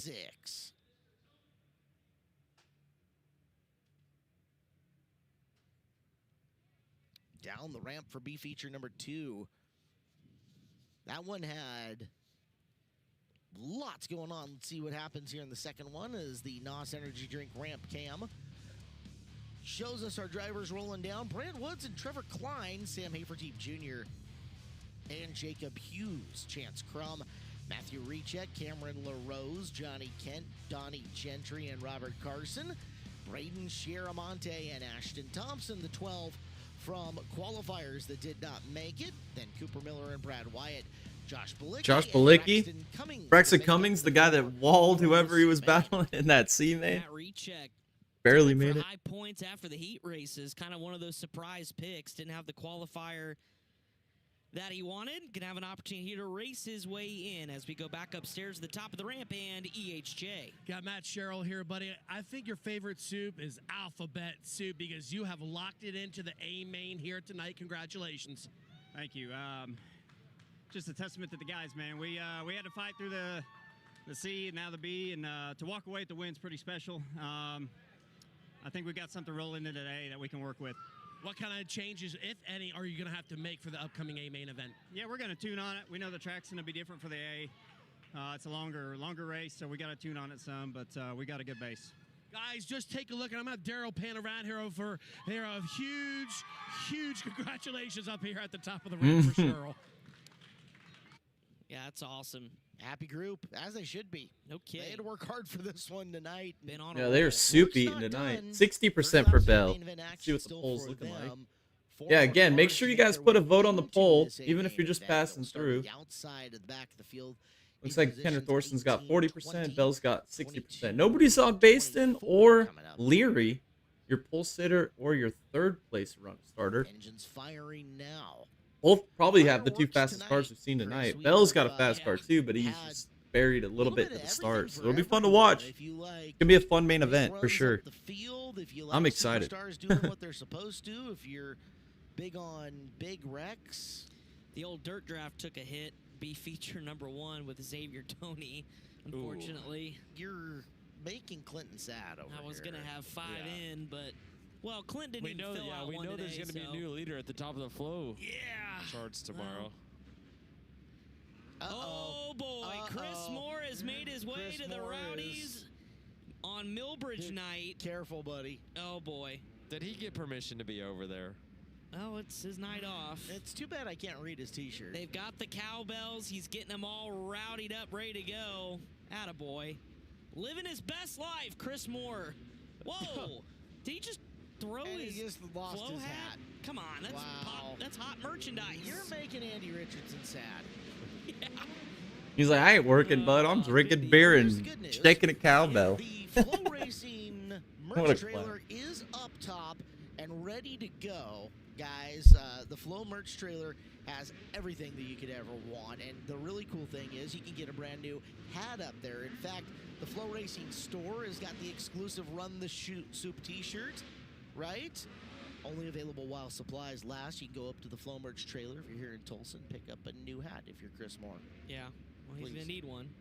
But the Run the Soup shirt is unbelievable. It's an awesome shirt. And it can be yours right now. All you got to do is scan the QR code that's up on your screen. Get your hands on the exclusive Run the Soup shirt. Scan the QR code on your screen to shop the Flow Racing merchandise store right now. There it is. Beautiful. There it is. Run the He suit. listened.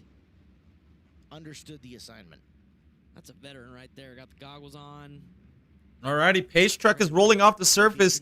The final B feature of the night. To A main action for the night. 4 more spots up for grabs. Brant Woods, Trevor Klein, Sam Hayford Jr., and Jacob Hughes. Woods gonna jump to an early lead over Klein.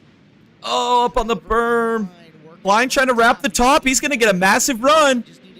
Off of 2, and he's down into 3, still side by side. It looks like he might be able to clear Wood. No, Wood's fighting back on the bottom. And Klein's going to take the lead. Big run off of 2, and we got a crash. We've got one upside down. That's Josh Balicki. Ah, Balicki, man. And the rookie out of the Tim Engler camp. That's too bad. Involved as well. I actually kind of like Josh Balicki. Yeah.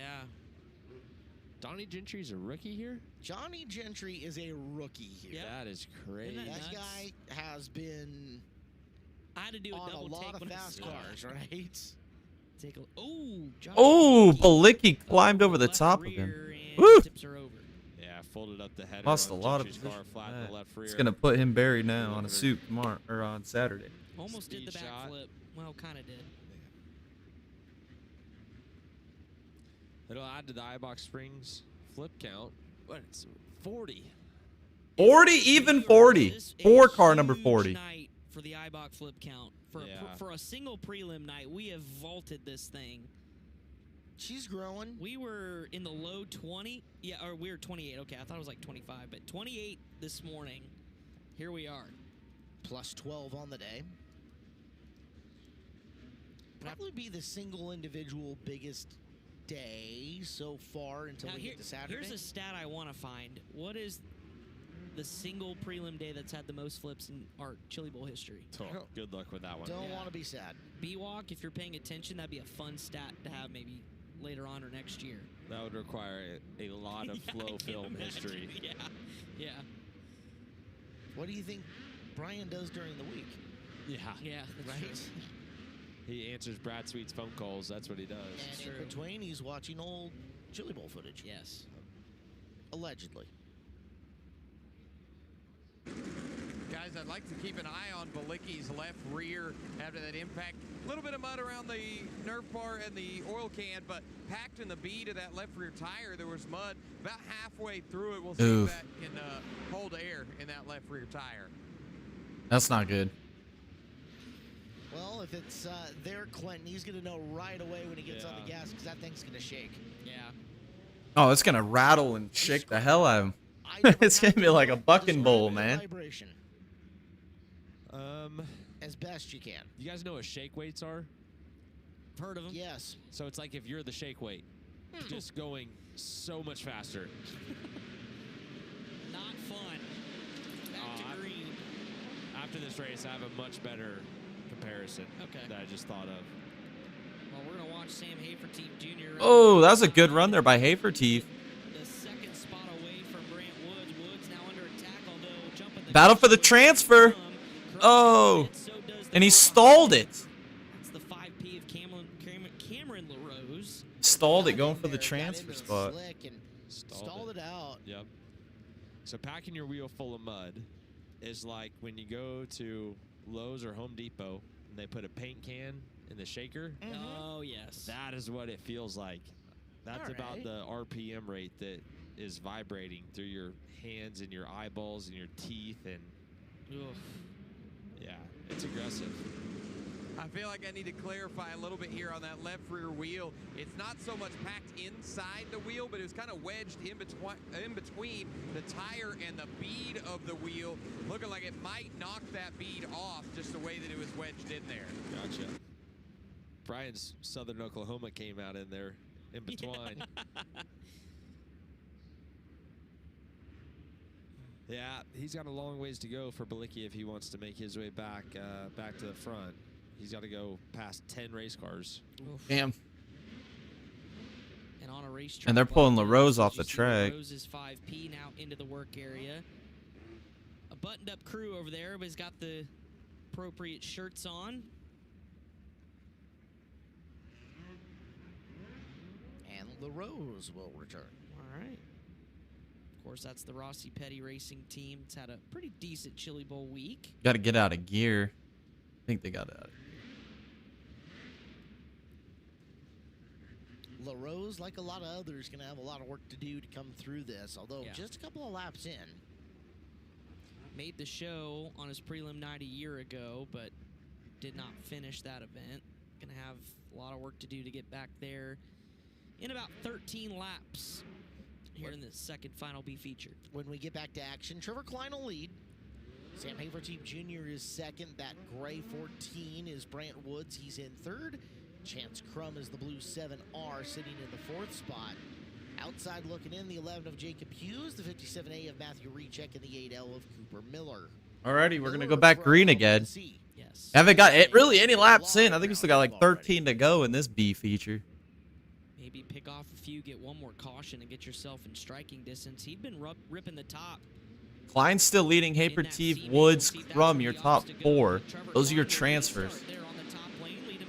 Got Hughes, Recheck, Miller all behind, trying to search their ways in. Showed a nose to Woods for a second. Brand going in on the bottom of turn number 3. Crum up to the high side.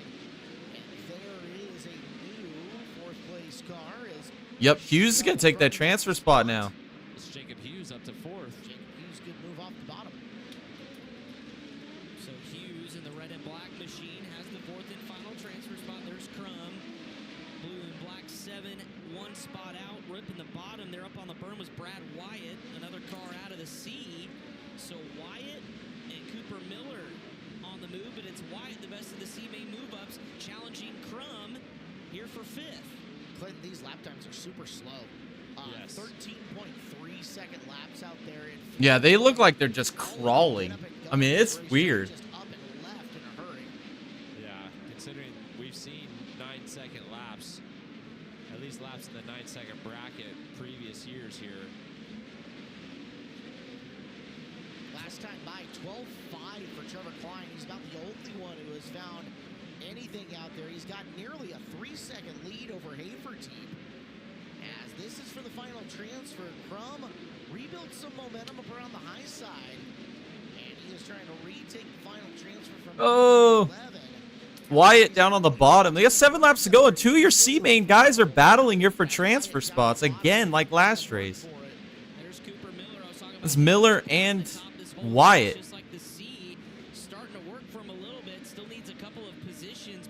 Oh, and he just bounces off the wall. As he hammers the top side of the racetrack yet again. Crum was entering kind of almost up and over What has built up to be a little bit of a curve there, especially 1 and 2. Oh, Haperteef. He was in the transfer and he's out now. So shuffle everybody up a spot. Now Crum has got 4th, and Wyatt was the one challenging him for the final transfer spot. Brad Wyatt, the white and black 41 on the bottom. Cooper Miller getting involved. Crum's blue 7. Oh, he shoots the cushion again. Miller up and over again, trying to monster truck that midget around this raceway. Cooper entered 3 that last time, Clinton, at like 20 mile an hour quicker than everybody else. Yeah. Wyatt's now in the transfer. Over Crum. 2 laps to go. Can he hang on to it? Crum's going to try to wrap the top. And he's going to get back around him. Maybe. Oh! 3 wide for the transfer! Hughes is in the last spot now. Crum's going to try to battle back to get Hughes. Wyatt passed Hughes to get to 3rd. It's Crum and Hughes for the final transfer. And Hughes is going to get it. Hughes on the bottom, too strong. He's going to keep the spot and stay Wow. in the top 4. Another C-main transfer, though, with Wyatt. Klein just checked out on the field and kicked their ass, dude. Holy shit. Oh, that's it. Last race of the night is our 8th feature, boys. Our field is set. There is your 18, 20, 22, and 24th place starter. Well, we've got our field. 24 cars for our A feature coming up here momentarily. Christopher Bell, we got 67% of the vote now. Up they go for some a few more adjustments. See how many more votes you can get. Again, I'm going to get your votes in. I'm going to close that poll just before the main event starts. So let's get those votes in. Would imagine the racetrack will definitely. C-Bell be starting from P8 tonight in our A main. See how much they worked the track tonight. Last night they barely touched it. And get it to move up another 5-6 feet, and then probably a little scratch and water on the bottom of 1 and 2, and maybe not so much in 3 and 4. This morning, sorry, Caleb, this morning, I know you weren't here, Clinton, but Brad Chandler did tweet out that they thought that they had missed it just a little bit in the feature on the bottom. That was going to be their attention. Try to replicate last night, but focus on corner exits on the bottom just to help that ability to have 2 distinct grooves that kind of faded a little bit yesterday. Man, I think 3 and 4 is phenomenal right now. It's that top is probably the trickier side of the top. I don't know. I feel like they're going to kill the hell out of it, and I'm kind of worried. And 1 and 2, you do also. I just think the top's a little bit easier versus the bottom, and it doesn't take a lot for the top to be easier to really just create more speed. So, yeah, I think the track's phenomenal. Let's check in. We've got a TJ Forge pit report. Blake Anderson. Jacob Hughes transferring the rookie. Picked up a heat race win earlier, and now you're locked in. How's that feel, Jacob? This is insane. I think I need to blink a few times, but I don't know. Felt pretty good in the qualifier. Usually better around the bottom. Thought I was going to junk it a few times for sure in the qualifier racing with those good dudes, but I don't know. Jumped the cushion once there at the start of that, and I was like, just get down there and do what you know how to do. And I did. Do what you know how to do. It's the best answer. answer. Guy passed me at the end for it, but somebody must have broke or something. But I'd like to thank all these guys here from Morton Excavating. They're doing an amazing job. Hi again to mom and dad at home. Hey, Dad, you should have came to the Chili Bowl. Jacob Hughes is locked in, guys. A 410 rookie this year at Knoxville Raceway. Came home 15th in points, making his Chili Bowl debut. And I think at the top of the ramp, when they won the heat race earlier, that was the most excited anyone's been all week. It was a huge celebration. Now I think it's kind of settling in. Hey, we got to get ready for an A-main tonight. We got 30 more laps. 30 laps of an A-main coming up in just a little bit. Well, guys, Racing for a Living is back, and they're awarding a $10,000 driver sponsorship each month across 12 motorsports categories. Stock cars, midgets, sprints, and more. Free to enter. Your deadline is January 27th for Category 1. Go to racinforaliving.com. No G's in there. Racing, R-A-C-I-N, for a living, L-I-V-I-N.com. Racing for a Living. God, it is packed inside that pits right now, man. They're getting rowdy in the arena, boys. No kidding. Sounds like we have a basketball goal right outside of our door. Oh boy. Well, they are having a good time. They are getting up. Chris Moore is still over there somewhere. And his Brett Hearn t-shirt is absolutely causing havoc out amongst the rowdies. We'll take a timeout and come back with more. I guess they're You're just going ham watching out there. coverage of our 40th annual Chili Bowl Nationals. A-Main's all that's Right on left, Energy boys. Drink here on Flow Racing. I'm so excited, dude. I've been waiting all night for this one. This is the Larson Thorson night, or Bell Thorson night. What's up, guys? We're here at the trade show at the Expo Center at the Flow Racing booth, and there's a lot of goodies that you're going to want to check out. We got sweatshirts, we got t-shirts, we've also got stickers, we've got posters, and this week we're going to have driver meet and greets throughout the week. So come over, stop by, back at the trade show here at the Expo Center, Flow Racing's Chili Bowl trailer. Come check it out. Unveiled at PRI. 5-star. Let's see if Wikipedia's got anything new. Body engineered using advanced CFD aero analysis, validated through on-track testing using real-time airflow data. There's no reason why anybody will want to run anything else than this 5-star sprint car body.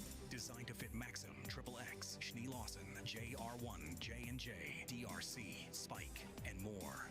Break until racing announced. Features will be called up in about 10 minutes. That was 2 minutes ago.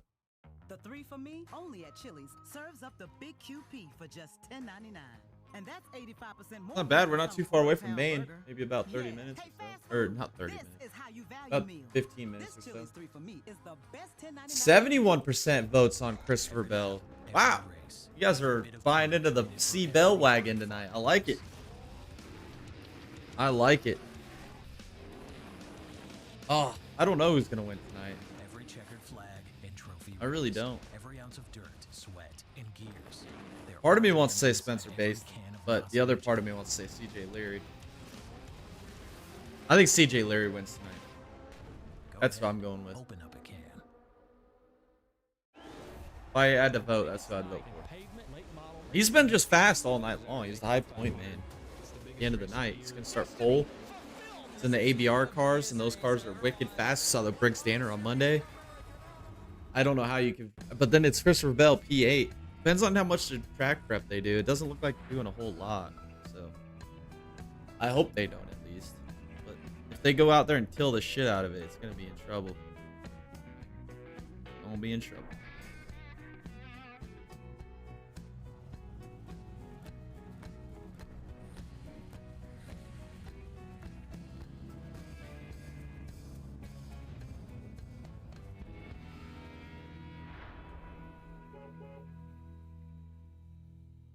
Fans, Burdick's RV Center is your full-line Renegade RV dealer in the Northeast. Travel to and from your destination in extreme luxury, Class C and Super C motorhomes like no other. Choose a new Renegade Explorer or the incredible Renegade Classic, while the new Renegade XL stands above them all. We'll help arrange financing and Christopher Bell says 71% of the vote. Again, even if you're just passing through, make sure you put a vote in. See where we're at. Larson on Monday had like 100% of the vote. He did the best so far this week. And of course, in Larson fashion, gets the Larson luck and gets it done.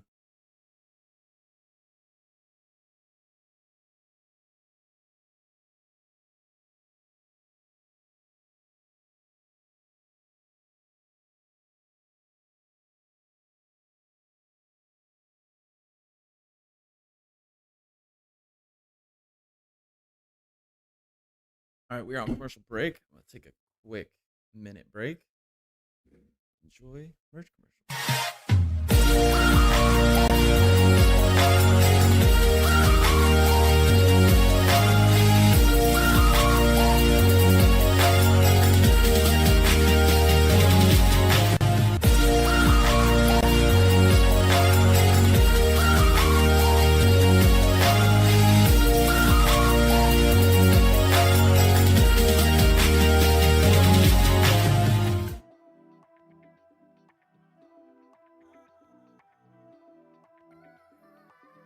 I need to get a longer little commercial. Let's try to do these watch parties alone, man. Like I gotta get up and get some water or get some bathroom break every once in a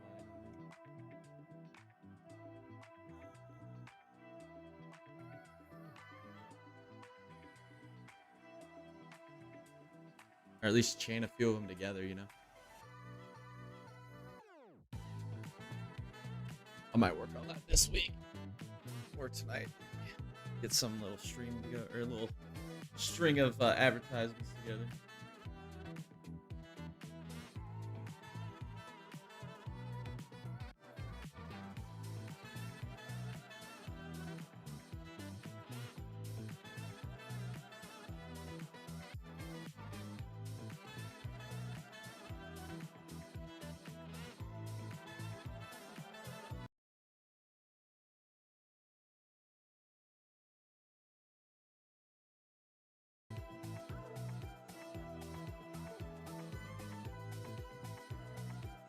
These onboards are pretty sick, though. I'm not gonna lie.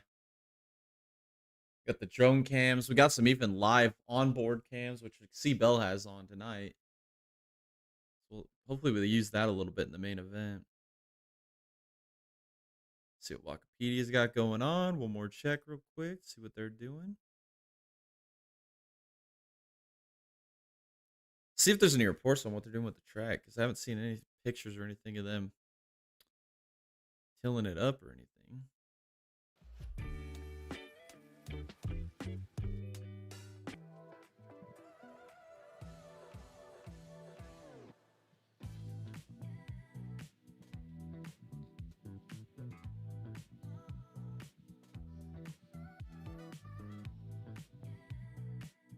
Ashton Torgerson on the front row. Tanner Thorson, Spencer Bayston, then Chris Wyndham, Ryan Bernal 5th, Tanner Thorson 6th. 7th is Kyle Cummings, We're grooving Bell, on a Thursday night here at the Jacob Expo Denny, Raceway SageNet Center here in Midtown Tulsa, Oklahoma, where we got one feature left here on the evening. It is the 30-lap A main event here on Hasty Bake qualifying night at the Chili Bowl Nationals, powered by NOS Energy Drink here on Flow Racing. I am Caleb Hart. Oh, I'm ready to go racing, boys. I'm not gonna lie. I'm ready to go. Bro, got the Andy Hillenberg fitting for being here in Oklahoma. I love. I was always a massive fan of Andy on the World of Outlaw 2002 game, and then got to know his sons Drew and Hayden, and big fan of them. So yeah, Andy Hillenberg it is for me. Easy enough. Styling and profiling tonight. I like. Try to. Chris Wilner with the Taylor and Tyler Courtney T-shirt. The old TNT quarter midgets, 2002, 2003. That's cool. So I know Kurt is watching. Not only do I know Kurt Michael is watching, but he is getting calls from guys like Steven Snyder Jr. saying, I need that T-shirt. So he might have to go reprint this. Yeah. I want royalties, Kurt. I'm just saying. Welcome into the broadcast once again. Throwback Thursday night here. And guys, we have got a front of this A main event that is almost unpickable. There's so many different directions to go. So it is talented drivers. It almost feels like Tuesday again when the field was wide open. It's just you've got a little extra superstar level mixed in on this one. Yeah, you certainly do. I mean, CJ Leary's been lights out starting on the pole of this one, trying to get Alex Bowman racing its second straight lock-in here at the Chili Bowl. Ashton Torgerson leading the way for KKM. They're still looking for a Saturday lock-in. They haven't had one yet this week. He's been really strong as well, looked really strong in the qualifier. But again, Clint Boyles, it doesn't stop there. I mean, the rows 2 and 3, and then, Christopher Bell coming from 9th. Yeah, and I think it helps this field that Christopher does start 9th. Is that impossible for him? Absolutely not. It's probably not even, he could do it from deeper. But, yeah, it helps that he does start 9th and has been kind of tricky to pass on. So we heard him tell Camden McIntosh in the driver interview that he was not going to be late to the top. So he'll be the first guy to get up there and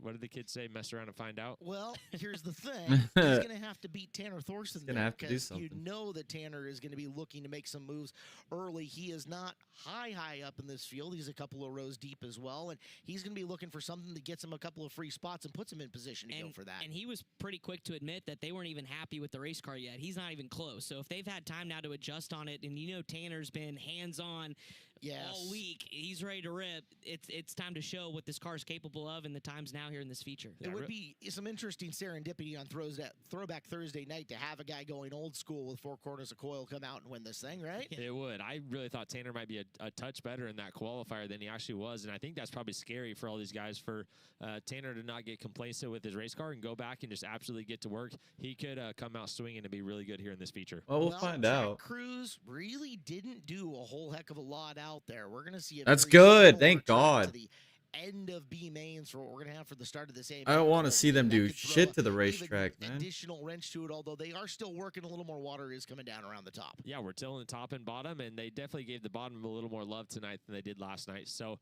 it's I look for that bottom to stick around a little bit longer than maybe a guy like Bell or Thorson is going to be hoping for. And then, yeah, that transition is going to happen fast, and we'll get to the top, and then we'll see if guys can move back and forth when it goes, because that curb in 3 and 4 has been absolutely gnarly tonight. I'm pumped. So many storylines. I mean, we talked about the front couple of rows, but also don't count out Ryan Bernal, too. I mean, went for a ride on Sunday. They always seem to come back a little bit stronger. Matt Wood Racing's 4 for 4 in top fives, but you bet you they want to put one in Saturday night locked in. And that's the hidden sneaky thing is last year we had this fantastic Bell Thorson battle that we were expecting, and we got a good chunk of it. And then here comes Ryan Bernal sneaky at the end going, no, that second lock-in spot, that's mine, boys.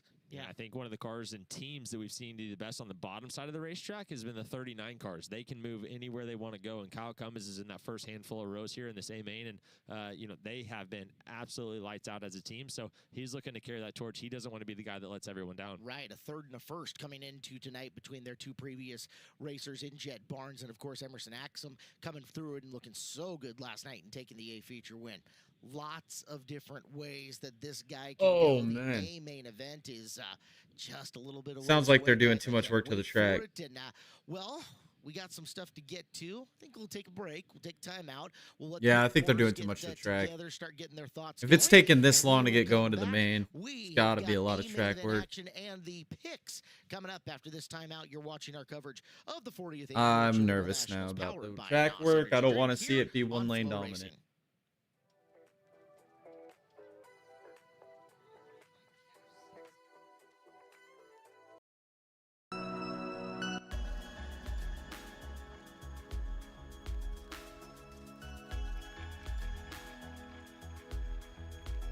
Do not want to see this get one lane dominant. Make sure you guys put your votes in again, even if you're just passing through. Great. The new GoDaddy Arrow has AI marketing tools. It helps small businesses reach thousands of customers. Gotta up my game with some sweet new moves. Guess who's back in the disco? Moving so cool, so slick like Crisco. Scalpel. When a colleague suggested hiring an AI expert on Fiverr Pro to automate appointment scheduling, I thought this could be trouble. Laptop. Yeah, they have great reviews, but hiring freelancers online? Seems messy. That's what I thought. Then I noticed the money back guarantee, And and it I was works. finally at peace. Maximum talent, zero risk.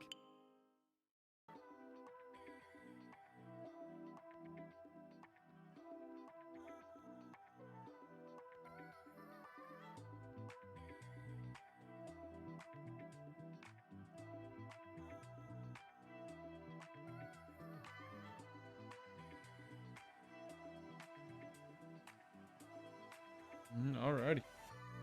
Still 71% on the C Bell vote.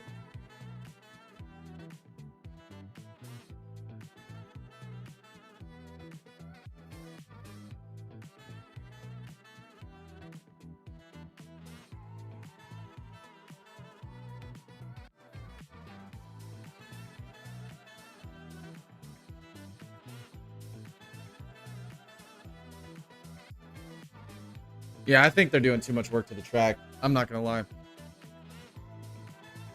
I think they're doing way too much work. If it's taking this long to roll the main, dude, that means that they were just going to butcher this track.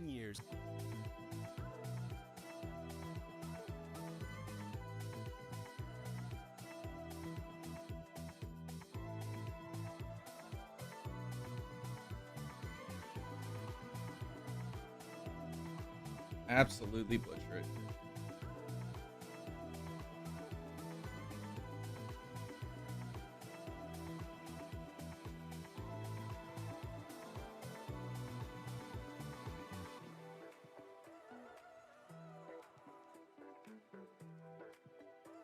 See, man, C Bell rolling from like P8, P9, bro. It's gonna be fun to watch.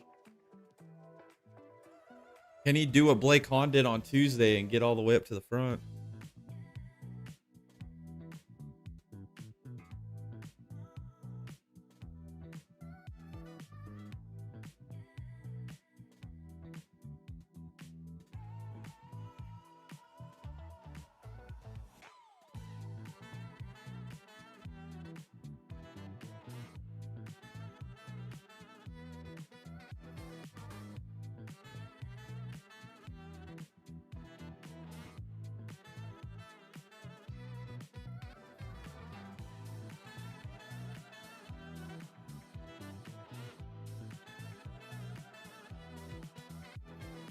I think they're showing the onboard of Seabell from Tuesday last year. They are.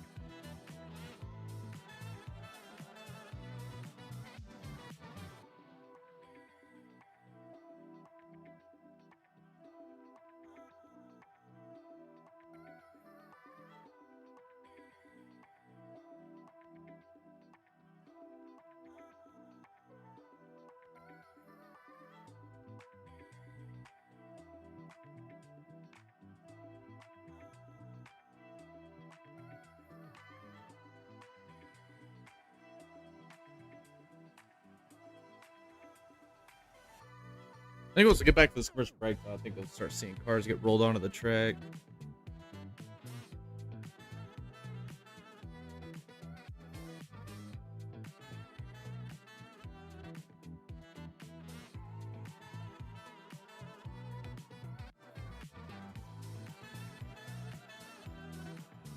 At least I hope so, man. Again, I think they're ruining the track. They're putting too much work into it. Hundreds of gloves and mittens, 60% off, and 67% off dragon goggles. I understand on Monday because they had the extra races, because they had the race of champions, but still, only so much work you need to do to the track, especially when it's been pretty racy tonight, man. We've seen some good ass racing. I think last night might have been the best the track has been all week. It was such a tough track to get around. Tuesday, I felt like they did pretty good as well. Monday was the worst, and I'm afraid Thursday is going to be right up there with it. I'm afraid.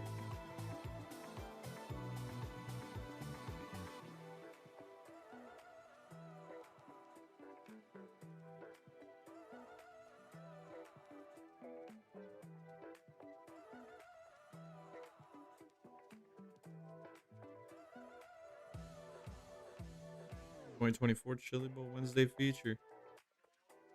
That was Jake Swanson versus Corey Day. Ordering food for work used to mean stacks of receipts and spreadsheets, but with EasyCater, all right, boys, we gonna go racing or what? Come on now, come on now. Stop playing with me. Stop playing with me. Start an order at easycater.com. Zorro.com knows that every job is important. And for more than 10 years, Zorro.com has been delivering tools, parts, and supplies for your business. In stock and ready to ship free the next day. What you need, when you need it. Zorro.com.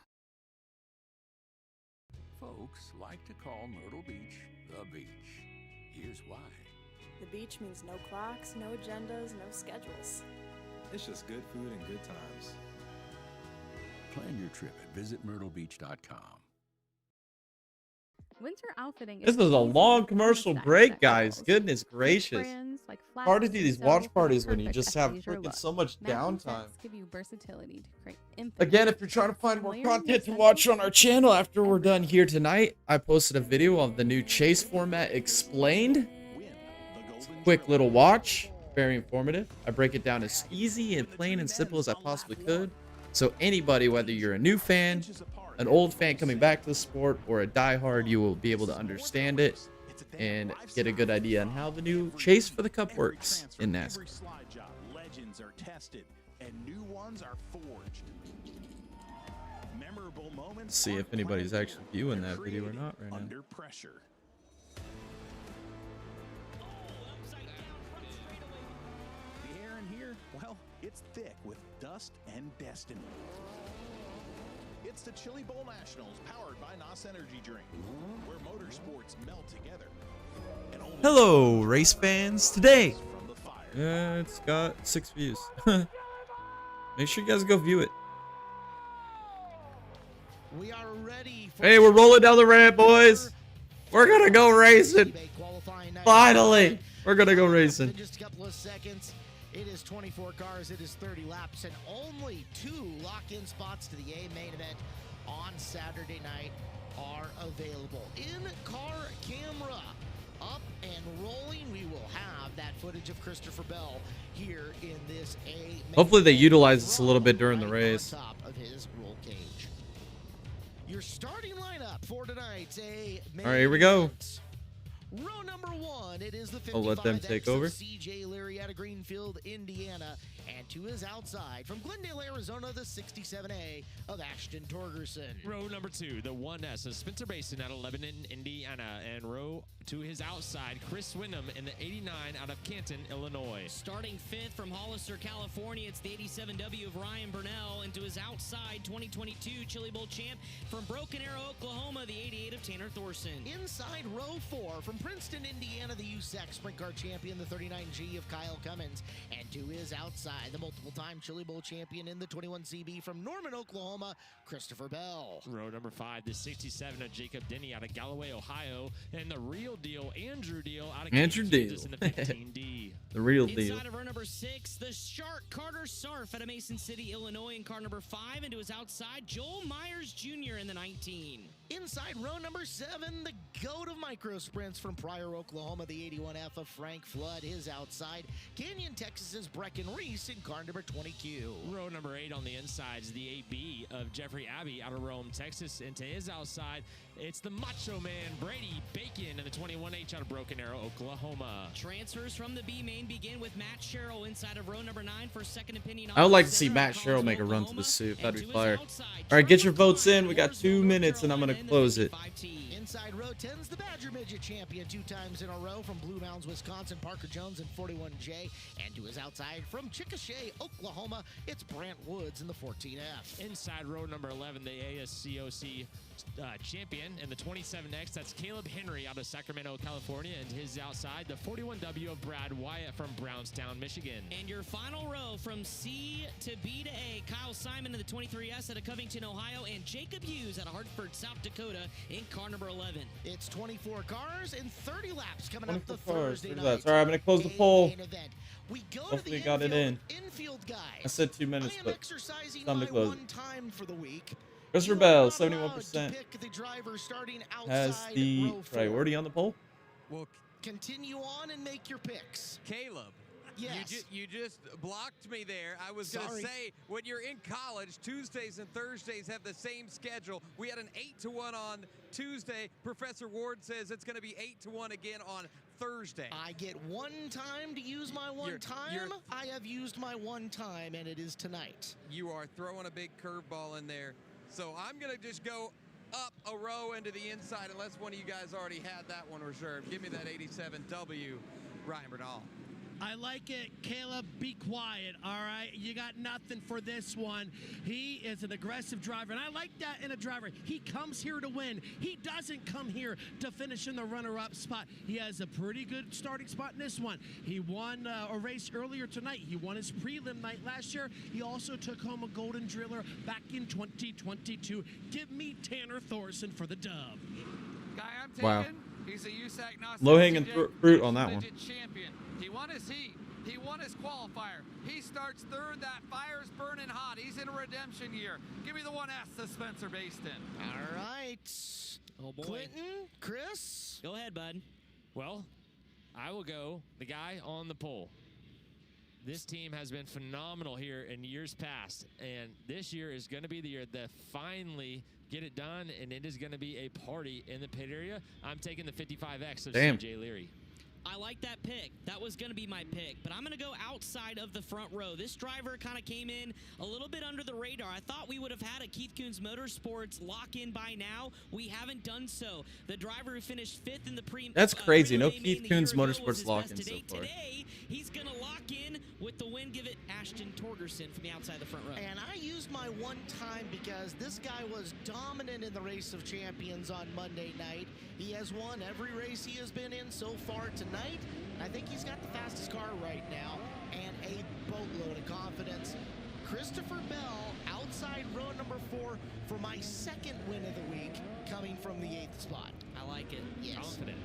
Considering Blake took my first pick, then Clint took my second pick. Oh, sorry, because Blake took my first pick. I know. We'll just blame it all on Blake. Yeah. It's really my fault for telling everybody who they couldn't pick, No, right? it's more fun to blame Blake. Yeah.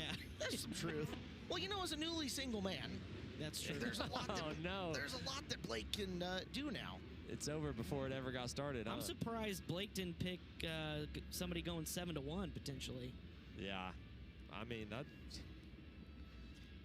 There's a lot of good Would that be a picks in this surprise, field. though, guys? Yeah. I mean, Kyle Cummins honestly, is coming off the year of his life in the USAC National, non-wing sprint car scene, and I mean, arguably We're doubling them up, boys. Building this week, but it just feels like if Hey, main Thursday, Chili Bowl prelim night. That's a big one. We're gonna lock 2 more into Saturday. Number 5 has not made the call. And the pace truck is rolling off of the racing surface. We got Leary and Torgerson gonna be leading our field to green. Thursday prelim night finale here. 30 laps. Who's gonna lock into Saturday? Big start by Leary. Huge start by Leary. Torgerson tries to throw a bomb on the bottom. Not gonna make it happen. He's gonna lose a spot. Bayston up to second. Here comes Wyndham to the top.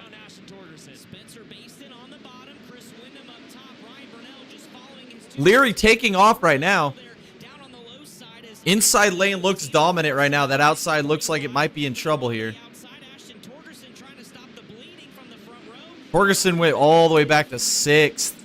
As now we see Thorson throw it in there. Wyndham to the outside. Bernal up to 3rd. Wyndham back to 4th.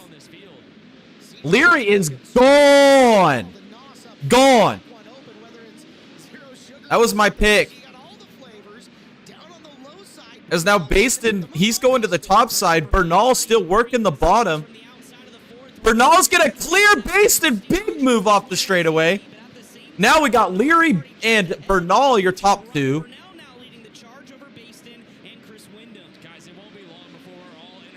And Bell has already worked himself up to the 5th position. He's gotten by Thorson. He's gotten by Cummings. He's gotten by Torgerson.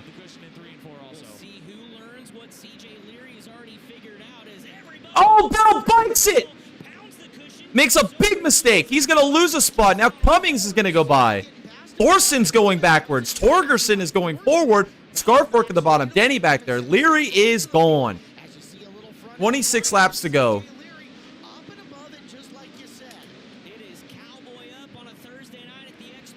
Bernal got passed back by Bayston. Bayston back into the transfer.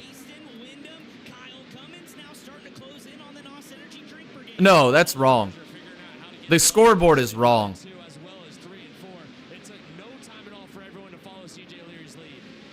As Cummings is trying to get by Wyndham here. That would be for P4. Cummings to the inside. He gets by Wyndham with a big bomb. Wyndham tries to cross him under. I don't think he's going to want that. Cummings has got the inside position now. He's going to cover it off. Cummings up to P4. Bell's still in 6th. He's got some work to do. Leary is gone. He's going to get into some lap traffic now. How can he navigate this?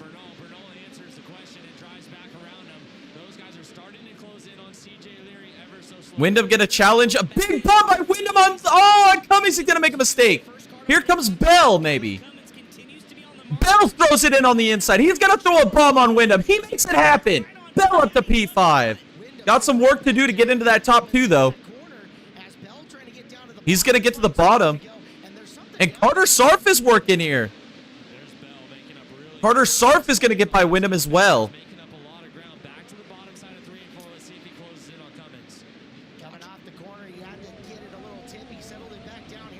Christopher Bell throws a bomb on Cummings. Not going to make it happen.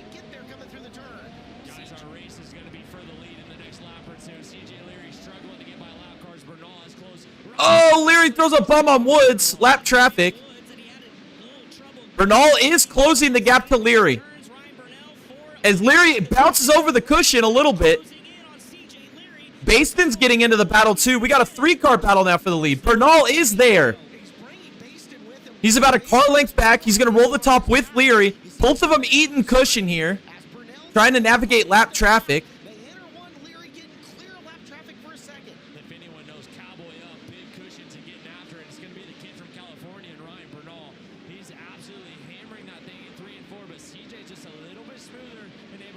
Oh, Bayston with a bomb on Bernal. He's not going to make it happen. Side by side, maybe for P2. Bayston's got to work it back together here. Leary's not getting away yet. Cummings and Bell still battling for P4.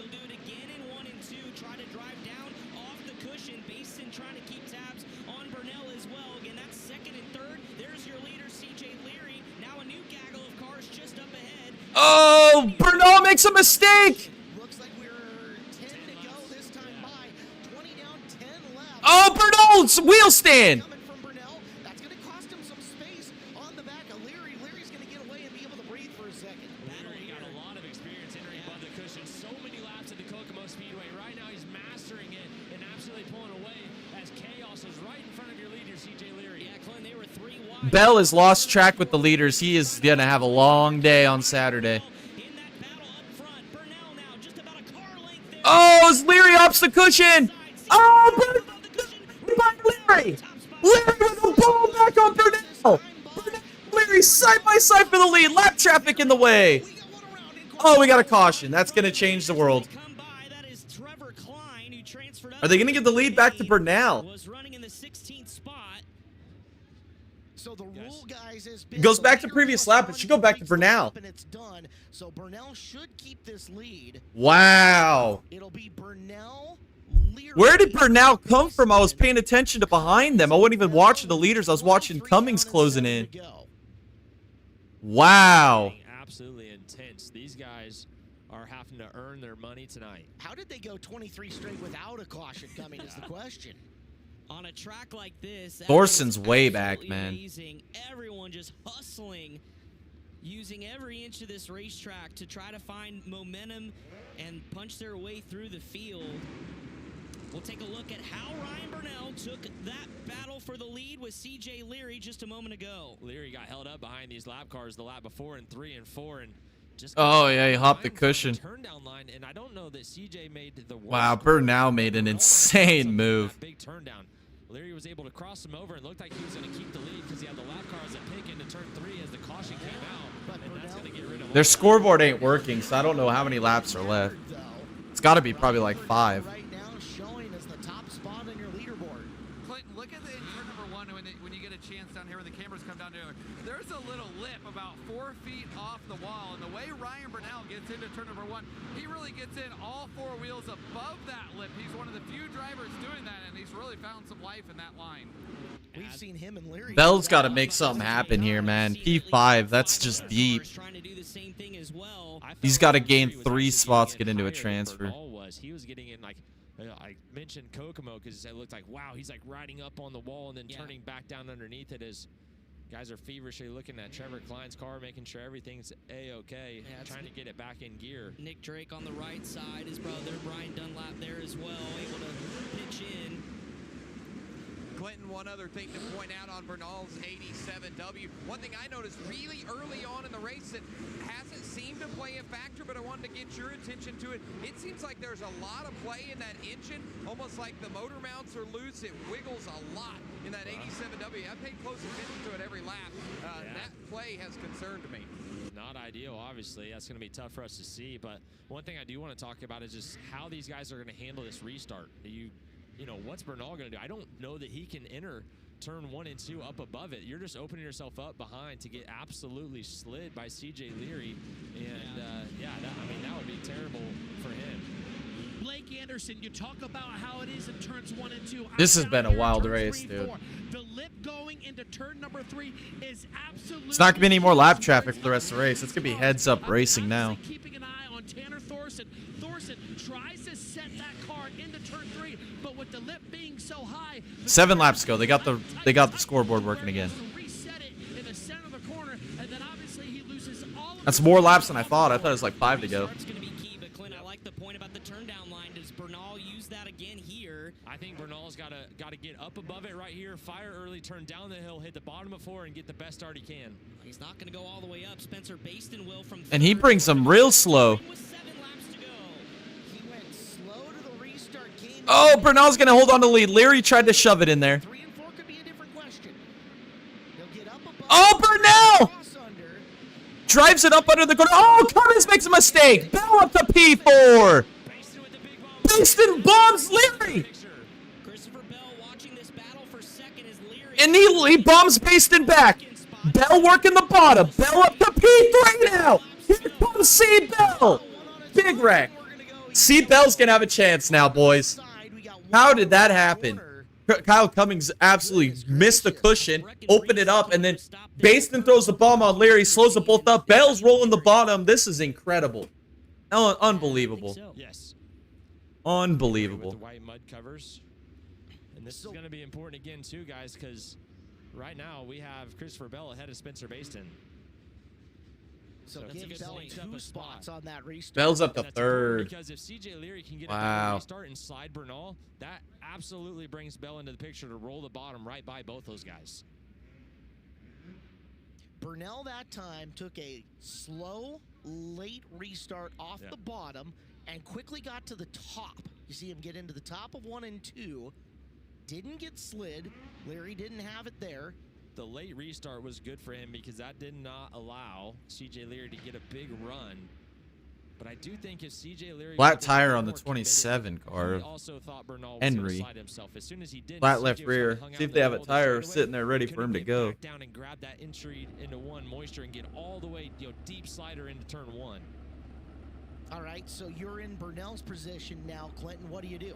I go back to what I thought originally, and I think you drive into turn 3 up above the cushion and then turn down across the racetrack and try to grab that moisture. But you got to do it early so that you are just barely clearing the radius of that corner, and everyone around you still has to go around that radius to get to your moisture point. So it would be a really early into 3 fire, which we've seen go back and forth. We saw guys at the shootout get called for an early fire into turn 3 as the leader. And then what's the counter punch if you're behind him in Leary? Man, if you're Leary, I feel like if you're Bernal, you're just sitting duck here, man. I don't even know what you do because I feel like if Bernal does that, there's nothing you can. But if he leaves that door halfway open again and you get a good run, I think you drive all the way down the bottom of the front stretch, try to grab that turn 1 moisture, and land your slide job as deep as you can towards turn 2. We're about to all right, here we go. Bernal. He plays it real defensively. Oh, Leary with a terrible start. Here comes Bell. He throws a bomb on Leary. Back into the lock-in spot.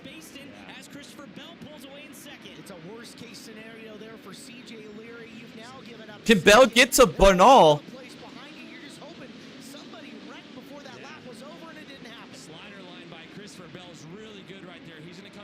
Bernal's working that cushion up on the top. Bell is working the bomb. Here comes C-Bell with the bomb on Bernal.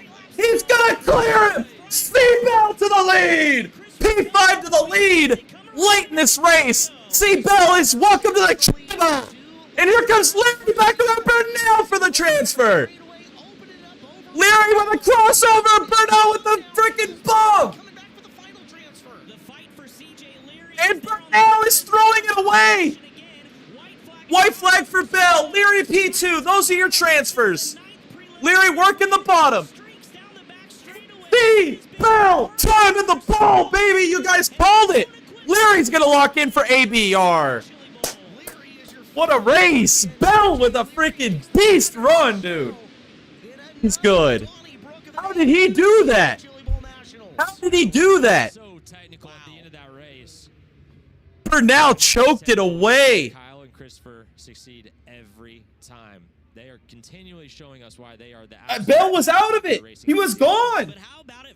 Before the yellow string. Briggs Danner both punching Saturday night. Both ABR cars locked in. Briggs Danner and CJ Leary. For them, Ryan Bernal, heartbreak for wow. Racing yet another top 5, but not a lock-in.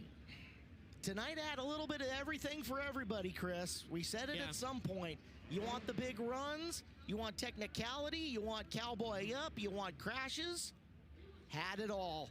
Christopher Bell ends up on top. Absolutely. And Matt Sherrill, C to B to just outside the top 10 on such a gnarly racetrack. Incredible. So unbelievable race. 10, Bell, Leary, Bernal, Bayston, Cummins, Thorson, Wyndham, Sarf, Denny, Torgerson. C-Bell did it again, man. Top 15.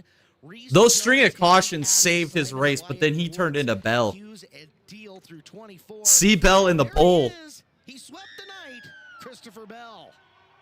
Yeah, you take a bow for that performance. Textbook as Morgan climbs up there.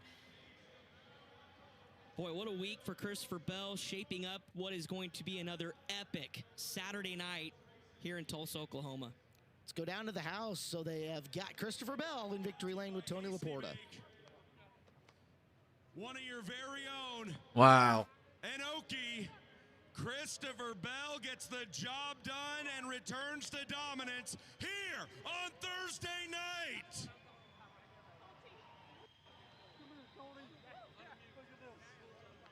Bell in the bowl, man. Unbelievable. Saturday night feature winner here at the Chili Bowl Nationals sets himself up beautifully for the 40th running of this historic. It's good. I feel like we're gonna get a Bell Larson Chili Bowl now, dude. He'll get the Hasty Baked Charcoal Grills hat, the Hoosier Tire neck band. Not a single KKM car through 4 of the 5 prelim nights is locked in yet. That's absolutely nutty to think about. Blake Hahn did back earlier this week. He goes from 8th to 1st. He'll make his way to the stage. Tulsa, he can hear you. It's your winner, Christopher Bell. Wow. How much fun was that? That was a ton of fun, man. That was a ton of fun. I had to work for that one. Obviously, it's in the middle part of the race there. I really started struggling and just didn't really have the pace that I needed. The guys were driving away from me, and whenever we got those rashy yellows, I'm like, I got to do something different. So I was actually getting off pretty good on the bottom of 3 and 4. So I just kind of committed to myself down there, and made sure that I got low enough on the berm enough to hit it, and I was able to make up some positions, but. Unbelievable, dude. C Bell is a G, man. Last year I was on the other side of it where I was up front and then got knocked back. So this place is just it's amazing. It always produces the races. That's why every single Bell has won every race he's been a part of so far this week. He won the Race of Champions. He won his heat race. He won the qualifier, and he's won the feature. Unbelievable. Bell is unbelievable. Hey, Tony. Thanks for picking me, buddy. Oh man, oh god, Unbelievable. C Bell is gonna be he's gonna be in the top 5 for the shuffle. So it's setting up to be Bell versus Larson for the Chili Bowl this year. Everything's lining up for it. Tomorrow we still got CV to go, so we'll see if he can put his name on the top of the rung. But unbelievable. Who's locked in now? So we got Larson and Danner on Monday, Blake Hahn and who was second on Tuesday? Oh, Hank Davis. And then yesterday we had Emerson Axum and Dason Pursley, and then now it's Bell and CJ Leary. We'll see who locks in tomorrow. But not a single KKM car in here. That's crazy. Crazy. A little bit more drivable, especially whenever the track gets treacherous like that. So the car is super, super fast. Colt and Brian Kemenow, they did such a great job of assembling a super light, fast car. So we have a ton what a of race. We just gotta get it drive Bell was dead and out of it, man, with like 8 laps to go. He was like 5th and way behind. The caution saved him. And then, like he said, he just committed to the bottom and was able to make up all that ground. Unbelievable. I'm just pumped to be in it, man. Whenever you line up 8th there and you look at all the cars in front of you, it's like, how am I going to get there? How am I going to get there? And yeah, and he started 8th, man. Second guy to this week to go from 8th to the win.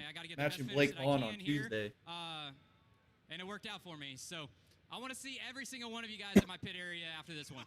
Hey, they'll be there. Ladies and gentlemen, the Okie, Christopher Bell's your winner. Ryan Bernal comes on with a third. Oh, he's got to be gutted, Bernal. You get out of the car, Ryan. Did the high side go away? Did something change in the car the last 4 laps, or is that just wrong place at the wrong time? Oh, he looks gutted, man. Yeah, man, I hate it for the guys. They've done a good job all week. I feel like I really gave it away. I didn't execute there with 5 to go. When I really needed to. I didn't need that yellow. I felt like I got in a really good rhythm of just kind of slamming into it, driving across it, and then I wanted to kind of run the bottom and block my line there at the end to just block CJ, but missed that too. Just a lot of missed opportunities, just put together the worst 5 laps possible there at the end. All the Matwood Racing guys have not been able to get in yet. That's crazy. Golovic on Monday, Brooks on Tuesday. Copeland yesterday was 3rd. Golovic was 3rd. Now Bernal's 3rd.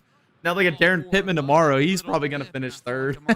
rare, pretty Atwood Racing's just gonna be clogging up that front row of the B mains on Saturday. I guess just get the elbows up and just hammer the shit out of it, and that's what I tried to do. I just didn't execute there. 5 to go. You've been no stranger to working out of the B into the A main on Saturday night. I'm sure this tonight makes that fire burn a little hotter on Saturday night to put on a show. Yeah, I didn't want it. I didn't want a battle in a B main, but you know, we're locking 4 in the front of a B. That's something to really be proud of. It's a testament to the team, right? It's a testament to these guys that barely get to race midgets at all. Just really proud of the team. End of the day, big picture, a solid run. Congratulations, Ryan. Thank Dude, they're gonna be partying in Alex Bowman's pit, man. He got both his cars locked in. A little bit of work to do come Saturday evening. Man, I feel for Ryan. You see the emotion there, how much 1 and 2 positions. 2 positions really, but 1 spot for that lock-in meant to him there, and how disappointed he is for the guys who help him work so hard to get there. Incredible. We'll have time. We'll diagnose that a little bit more. We need to get down to Earl, who's got 2nd place. CJ Leary, what a race. I know you wanted 1 spot better, but still the victory is here, being locked into Saturday night, and that's exactly what you did. Good job. Yeah, for sure. You know, Alex told me before the race that I was gonna have to get my elbows up and drive the shit out of it, and you know, starting on the pole, it was my race to lose, and you know, I wasn't for sure what to quite do there on the start. You know, I wasn't for sure if I was gonna roll the bottom for a couple laps or shoot straight to the top. You know, I watched all the other prelim nights. Seemed like the guys got, you know, complacent on the bottom and let someone just kind of railroad them on the top. So I just got straight to the top, went to work. You know, I was running up above the cushion there, and I feel like I was making good lap times, good lap speed down the straightaway, and you know, Alex did a heck of a job on the wrenches all night. I know he was super nervous, and I don't get nervous very often, but I was super nervous before the feature tonight. So thanks to Ally Racing and ABR, just everybody that puts in time on the, you know, the Ally Racing 55. So super stoked to have 2 cars in the, you know, the pole shuffle and the A main on Saturday. I know it's been a goal of Alex's. He puts a lot of heart and soul into this, and I'm just happy. And yeah, he did it. The guy driving it, you know, we're really good friends, but he. Larson put his own equipment in. Bell put his own equipment in. Bowman put 2 cars in. You know, crazy. My family's watching, and my mom's watching. Not a single KKM or Mattwood Racing machine in the lock-ins yet. Is it that you know you could sleep Oh, and then Swindell Speed Labs has got a guy in as well. Locked into the 55 lap A main event. Yeah, for sure. Definitely takes some pressure off and lets us, you know, just think about the pole shuffle and then the 55 laps on Saturday. We're a little bit relieved, but still bummed. You know, I feel like, you know, we ran a really good race, and we just didn't come away with the win. I didn't need that yellow at the end. You know, it just fell right when Bernal had got us at the line. I got him back in 1 and 2, then yellow came out, and I was really bummed when we saw the board and saw he was in front of us. But he drove a heck of a race, and hats off to, you know, Christopher and Ryan. You know, it was a fun race, and looking forward to Saturday. Guys, what a great A main we witnessed, and you see him right there. CJ Leary locks it into the 55 lap A main for Saturday. Heck yeah. So, ABR's now got 2 in. Good for them. Congratulations. Christopher Bell Racing, 1 of 2, but Christopher got the job done himself. Keith Kuntz Motorsports still looking for number 1 to put in there. Yep. That's Matt crazy. Wood Racing, still looking for 1. Still looking for number Matt 1. Wood Racing and KKM. Tanner dude. Thorson missed her tonight. Wow. First time. Tonight, I mean, that's a tough field. That's a tough field. That top 10 is nuts. What a crazy night. Yeah. And another fantastic A main event. Monday was good. There's 3 bangers. Different version of bangers, right? They all look a little bit weird, but like, yeah, really, really good main events. Yeah, I'm gonna have to process this one for sure. Just so much going on. That was a wild race. Absolutely a wild race. I just can't believe what Christopher Bell was able to do. It was just a pleasure to watch. So I know we had fun. Caleb and Clinton here in the booth. I can't imagine those boys in the infield had a blast. Guys, what'd you think about Hasty Bait qualifying night in a absolutely elbows up racetrack? Guys, just another Alrighty. fantastic race. That'll do it for Thursday night's prelim night. We got 1 more prelim night to go. That's tomorrow night. That's Logan Seavey night. 2-time Chili Bowl champion. He's going to be headlining on Friday. We'll also have Jesse Love on deck. We'll also have Justin Grant. Should be a good one. Clinton Boyles. It's going to be interesting. It's going to be interesting tomorrow night. See who locks in there. I'll have the official lineup for tomorrow posted on the Discord in the morning, and get you guys all lined up for how the heat races are going to cycle out and everything also in the morning for Friday night's prelim. The final prelim night of Chili Bowl, man. It's been flying by. We're 4 nights down. 1 more to go for prelims. And then Saturday, all-day event. The soup runs will be streaming live from the opening ceremonies, the C mains, all the way to the end of the night. A main features on Saturday, Chili Bowl Driller Day Saturday.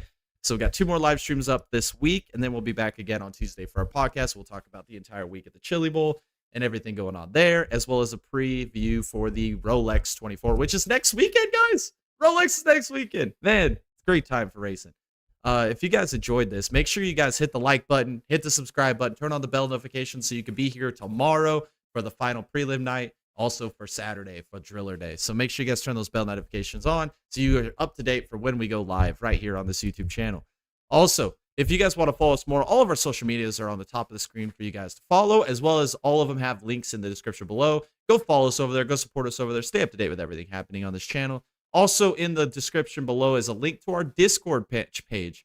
Come join it. It's the best motorsports community on the internet. We post all of the drama, news, rumors, memes for all motorsports around the world, whether you like IndyCar, IMSA, NASCAR, Formula One, dirt racing, short track racing. I mean, we got Super Formula, Formula 2, Formula 3, Formula E, got some MotoGP stuff, a little bit of NHRA stuff, all different motorsports, all of it right here on our Discord. Come post your own stuff in our Discord. We love when you guys do that. We post in there every single day.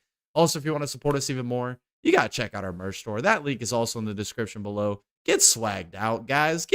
You don't want to be the guy that doesn't have a Dega Boys t-shirt or a Dega Boys hat or a Dega Boys coffee mug in the morning, especially for Saturday for when everybody's eating soup on track at Chili Bowl. You're going to be sitting in your nice, warm, comfy couch, bed, wherever it is, watching some Chili Bowl with your coffee mug from the Dega Boys. And it's going to be amazing. And it's going to be the best tasting coffee you ever had, because it's going to be warm inside that awesome coffee mug. Make sure you guys go support us. Go hit up our merch store. Again, all those proceeds help us make bigger and better content like this for you on YouTube. If you guys also want to check out how the new NASCAR chase format is decided and explained, I have a video, a quick watch, 8 minutes. I explain it nice, simple, and in a completely consumable form to simplistically explain how the new chase format NASCAR works. Even if you're an old fan, a new fan, or maybe a diehard that watches weekly, this is a great video for you. Get up to date with everything happening with NASCAR and the new chase format. Thanks again for watching. What a fantastic Thursday prelim night. It looks like we're lining up for a Christopher Bell versus Kyle Larson-esque Chili Bowl this year, and I cannot wait for it. We got 1 more prelim night to go. We're going to get our last 2 lock-ins to the pole shuffle, and this is going to be a wild 40th anniversary of the Chili Bowl Nationals. Thank you guys again for turning in. Hopefully you guys have a good rest of your night, and we'll see you all tomorrow. Make sure to turn on them bell notifications.